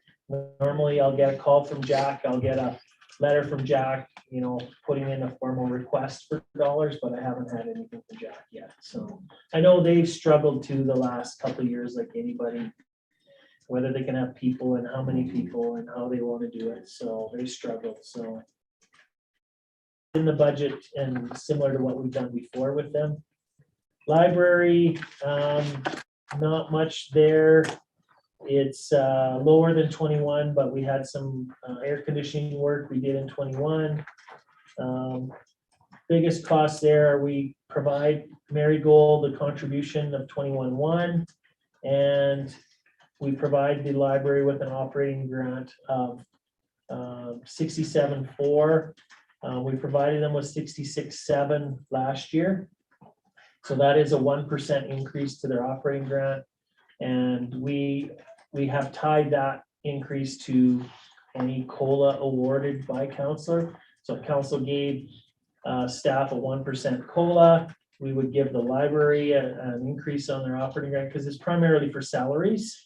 If council allocates a 0, then we would give them a 0. So we did give them a 5% increase in 2021. They did make a presentation and asked for a 5% increase, and we did in 21. You guys heard the same presentation I did. They were asking for the same. So, so that's what's in the library. Again, people don't, I don't know if people know or understand the cost of operating a library. Pretty basic is $100,000. So it is what it is. And I know library people used to say, well, you spend all this money at the arena and you spend all this money. Well, look at your own backyard. So it's not, it's costing us money to provide that service as well. Centennial Place, salaries are our full-time position there, as well as a portion of our Parks and Rec guys who go over there and repair and maintain things. The only other big change there is in contracted repairs, we didn't do the HVAC overhaul in 2021. We had budgeted $10,000, so we pulled that into reserves and we'll pull it back out and do that in 2022. So it's higher than typical. We add to operating reserves. So we average every year we transfer $6,000 into reserve for fitness equipment, so we can replace equipment as it wears out. So this year we just replaced, I think, a couple of treadmills. I think we're $12,000. So we just replaced them. So we put that aside, so when we need to replace equipment, we can pull it in and use it. And the HFC honorarium at the bottom, my understanding is the Hanna Fitness Club is going to disband, so that honorarium can be pulled out. So Do any they questions? do much for management of that? Less and less. They were the ones that basically recommended that we have the treadmills replaced and did the work on finding where the best deal was and where to buy it and that sort of stuff. So, but yeah, I think they're tired of that as well. So any questions on Centennial Place? Okay, community center. Again, not much there. The big expense is contracted services, and that's primarily for the caretaker. We contract the caretaker out. We've got it at 75% of normal. Hoping we're going to get some more use. If it goes down and we don't see in the beginning of the year COVID changing, we'll probably slide that down got to work with our contractor and say, we slide it down or we'll suspend it or whatever. Like we suspended it previously when there was total lockdown. But now you can still book it. As we know, the special areas board is in there next 3 days. So, so that's the biggest cost there. Other than that is basic insurance, heat, power, repairs, and maintenance. Lions Hall, we got it granted to us in 2021. The Lions Club folded. We didn't know what to expect. We haven't had a lot of bookings there, but we haven't had a lot of bookings at the community center. And that's the operation. operational costs, the heat and power are all tied in with 1 meter, so that's Estimate. an estimate on the overall meter for the shop and them. And they would like to, again, something council consider, they would like to have the lights replaced to LEDs. They're just fluorescent lights in the building, so. Kim, what did they pay for the lease? 800 a month? For the previous agreement we had with the Lions was $400 a month. 400? And so we would show $4,800 revenue. It would probably offset itself with expenses. They would come close. But they've dissolved, turned it back over to us. So we're relying, they used to collect all the revenue though from the events they rented it to. So we just haven't been able to use it much with COVID. So go ahead, Sandra. Is there any, do you think there might be any interest in leasing it long-term? Like if If some of any- these companies that are doing these wind turbines. If anybody approached me, Sandra, I'm wide In open. a heartbeat? If anybody was talking about wanting to say, could we lease that facility for so much a month for 12 months? I'd say, tell me what you want to pay, I'll bring it to council. Mhm. Because, you know, we've got enough meeting spaces now, like the library has space, the learning center has space. We have the large community center space. So there's, I think, enough out there that, you know, Well, with the the community's kitchen. not gonna miss it. No, and with the kitchen and the washrooms and that sort of thing. What's the square footage on it? Do you know roughly? I'd be guessing probably 80 Right, so feet should not have built by it. probably 1,500 square feet. And it has a commercial kitchen? No, it doesn't No. have a commercial No, doesn't kitchen. have But a it's commercial. got, but it's Two got a full stoves and- kitchen.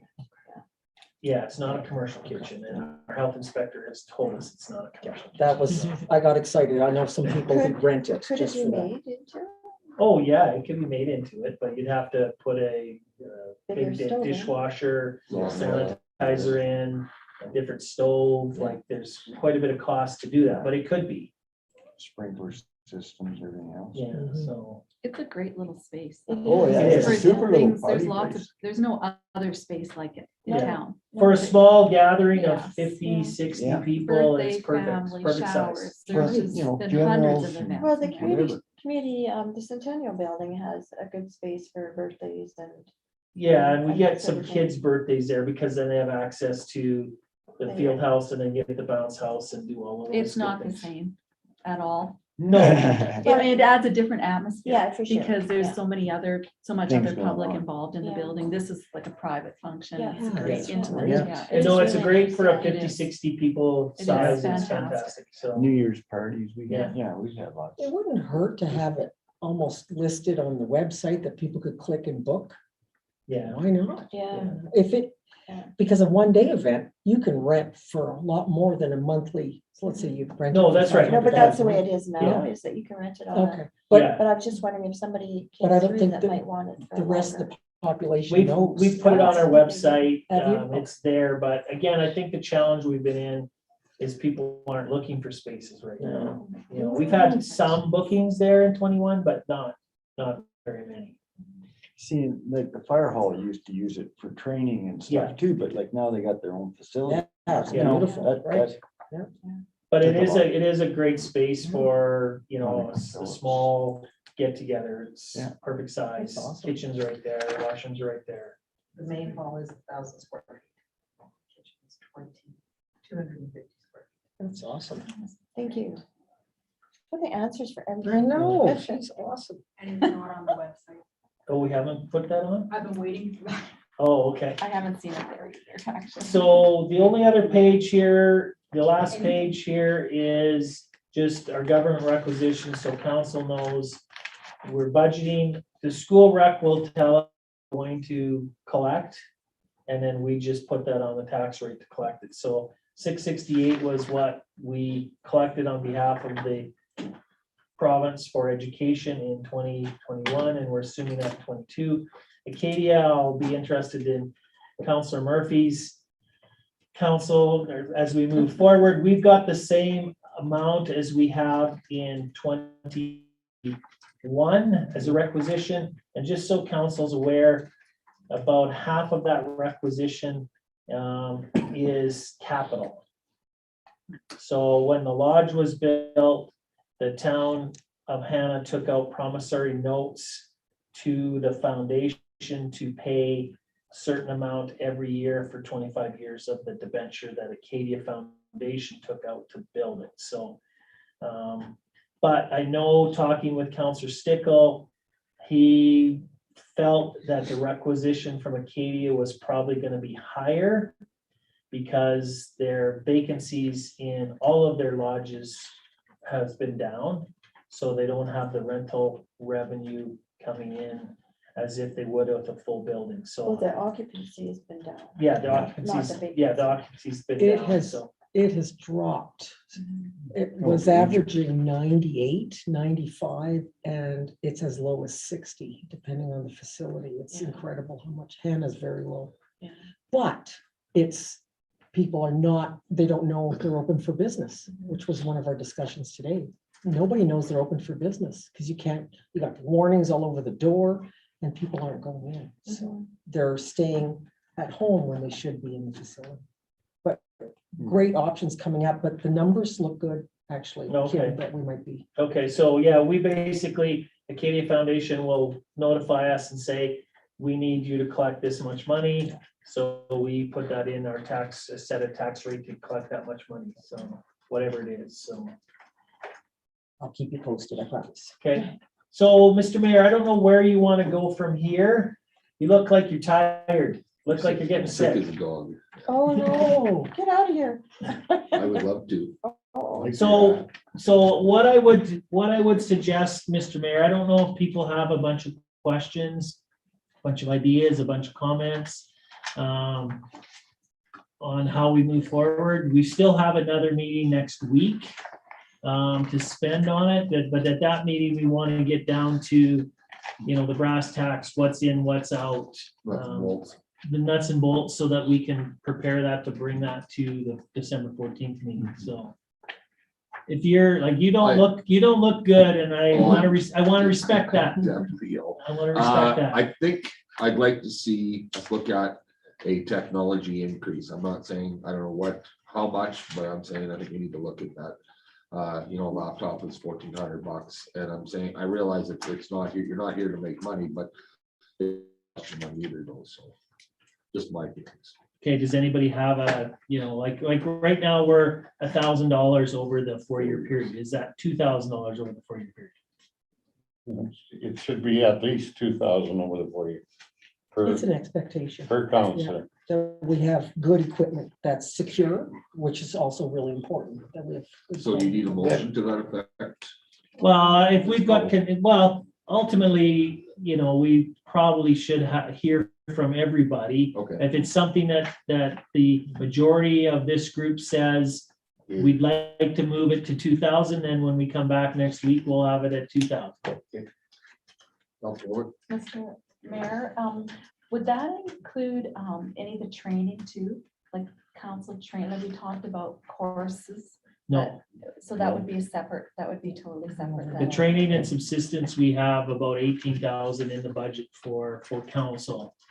And so I'm For, wondering if we want to have conversation around what that would look like per counselor, like if there's a budget line that we want to consider, because we talked about this before. and that's Where, an option. whether it's 2,500, whatever it is, and then you can take whatever courses you feel like you need to take to do the job that you're gonna have to do. So we have 18,000 in the budget right now. So that's divided by 7. I don't have my calculator here. That's probably what, 2,000 would be 14. 2,500, probably close to. 1,800, Not 18,000. quite enough. It wouldn't quite be 2,500. 17.5 would be Yeah. $1,500 Would be 12 divided by 7 would be 18,000 with 8. 2571. 2571. Okay, so we've got approximately $2,500. We don't allocate it per person. Right. But we could allocate it per person, whether that's the amount or the right amount. And then if you choose to go to AUMA and registration is $700 and your accommodations and travel is 1,000, then you know 1,700 of your 25 is gone there. You got $800 left. And I'm not thinking the standard, I'm thinking over and above. Like those are, like AMA is kind of, isn't there, it's kind of isn't it recommended that all counselors, if they can, sort of participate in that as our advocacy? I don't know if and it's recommended, but it's certainly, you guys have all had an opportunity to attend now, and you'll be able to say whether it was valuable or whether it wasn't valuable to you. That's probably a pretty standard AU, a little different. We're still wearing masks and doing some stuff like that, but it was pretty close to a normal AUA convention, so. It may lots of times is based on whether the municipality can afford it or not, how many they send. Oh, definitely, You'll see yeah. a lot of the little ones say. they So send over the years, one person. have you guys always participated in AMA? To a certain degree, it's been up to the counselor's discretion if they wanted to go. So we've had, probably this year was pretty typical. We have typical probably 4 to 5 that choose to go on an annual basis. But some choose not to. Counselor Stickle never went once. Brass has gone hit and miss a few times. Well, we used to always go, but it's been that way the last 11 years I've been here. Yeah, we haven't restricted The people from whole going if they council wanted goes. to, so. Yeah. And it's a paid holiday for Ron. Yes, that's why I go. So I don't know what you got, how you want to, certainly we can have that discussion, whether we want to, like I said, we've got 2,500 roughly in the budget, if you wanted to just simply use what's there, or if you wanted to create an additional amount above and beyond the 18, that would be, we'd be open to suggestions or direction from council if you felt there needed to be more there.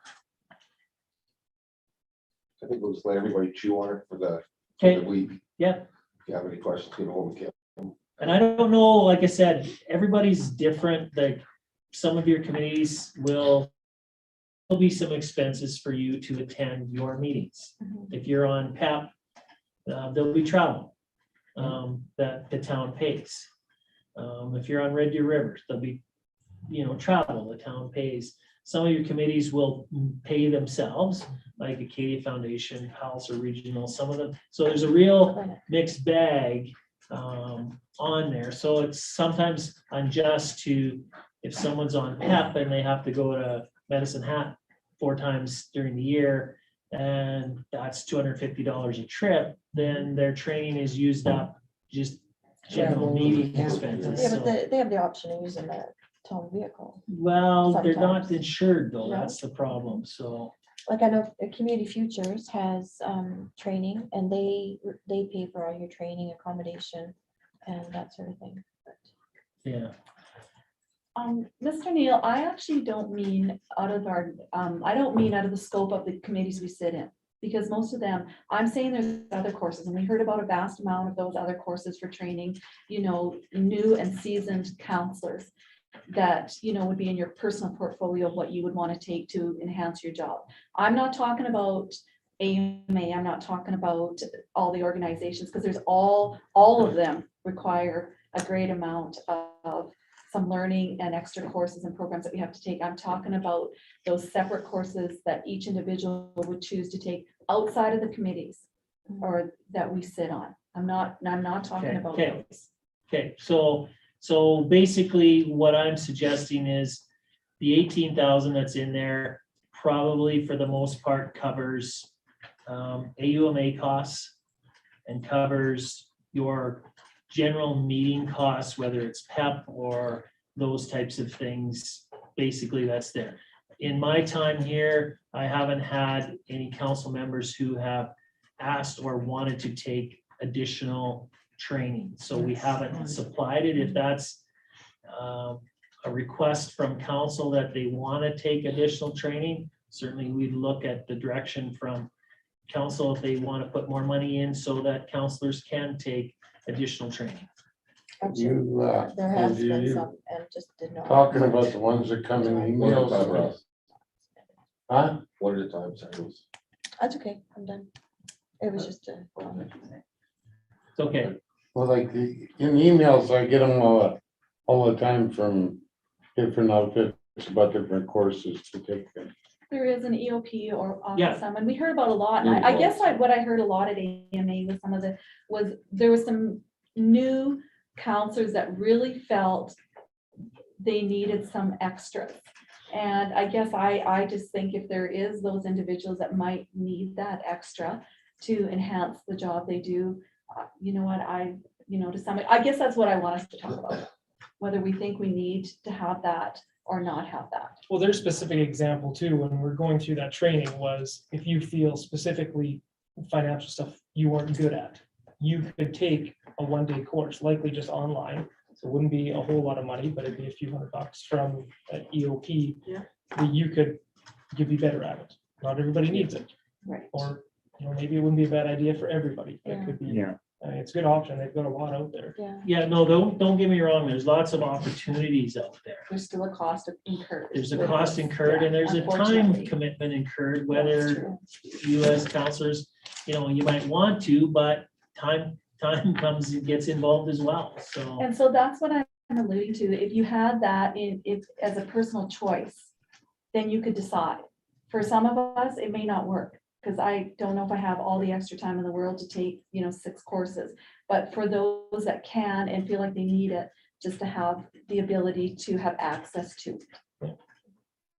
So what would you, I'm looking for $500 suggestions, per directions. counselor, How much? $500 Is per that council member. I think if it's an online webinar thing, But but if you don't know that, Counselor Olson, so we're budgeting, you don't know, for example, how many you want to take or whether it's online. I didn't hear the elected officials. as they never get price tags, I shouldn't assume. So that's my thought. Because I was thinking, and you guys might blast me, I was thinking maybe in addition to what we have in there for AUMA and additional meetings and stuff like that, is whether we put $2,000 a counselor. Is that too high? I think for some of them, that's definite. You don't have to use it. No, you But don't if have to use it. Want I to just- use it, I don't want to discourage anyone from taking a course that may Yeah. better them. I Yes, think so. And it or betters maybe the better community. Better all of us. Yeah. Yeah, that's kind of my thing. So the technology one, if you bump that up to whatever the number is, I'll say $800 per quarter or per year. And then, we'll fill out the training above and beyond that. I'd like to do it per term, so you can decide Okay. with that. Yeah. but I think that's what Yeah. Mayor Pavichuk said was, so he would basically be saying, we would put $800 per counselor per year as a technology allowance. So it'd be $3,200 over the 4-year period. That's, So you're talking about technology, or we're talking about? he's just talking courses? about technology. Okay, I'm sorry. Strictly I'm technology. sorry. Okay, And then if travel and training, if we put $2,000 per counselor. Yeah. And tell me if I'm wrong, but if we put $2,000 a counselor, that's $14,000 at. I have no idea how much these courses cost. Mr. Nelson. You're probably looking, Dan, depending where they're at, $150, $200. and probably more than that. they're more than that. Okay, I was thinking, I know the elected officials 2-day one you guys took was $375. Yeah, they're at least 300. And if it All of comes them with are travel like and stuff. Yeah. double. But that would probably allow you to do get a 2 couple. to 3 max, probably, unless they were virtual or close by. Which would be adequate. that. And I think if we're reporting saying that we are taking them, there's some that more than one of us could have joined in on and take them together. Save on the travel costs. Or even if we did them via video conference. Yeah. I thought they had an assortment of them at the beginning of the convention, the first 2 days. There's 7 different ones. Really? Yeah. Oh, okay. There is counselor camping, this year. Well, they did have some additional ones other than the Muni 101. I think there was a legal one that you could do. So they do that a couple Monday, Tuesday generally, but they do have the elected officials program that operates year round. And you could take courses, I think some of them you can take almost like correspondence Yeah. courses as well. But I think they have 6 or 7 modules. 7, I believe there is. So, And you actually get a certification when you're done. yeah, So, so, That is, SDAB that we took, that's paying off pretty good. Yeah. I just So- finished my second one. so that's, yeah, we can certainly bring that back next week. That's not a question. Okay. I'd like to move into close for a couple of minutes, please. Okay, sorry. Sorry, Rhonda. I'm sorry, when Sandra wasn't here, we couldn't do it because you didn't have your full council. Correct. So, but now that you're here. we Yeah. can. Okay.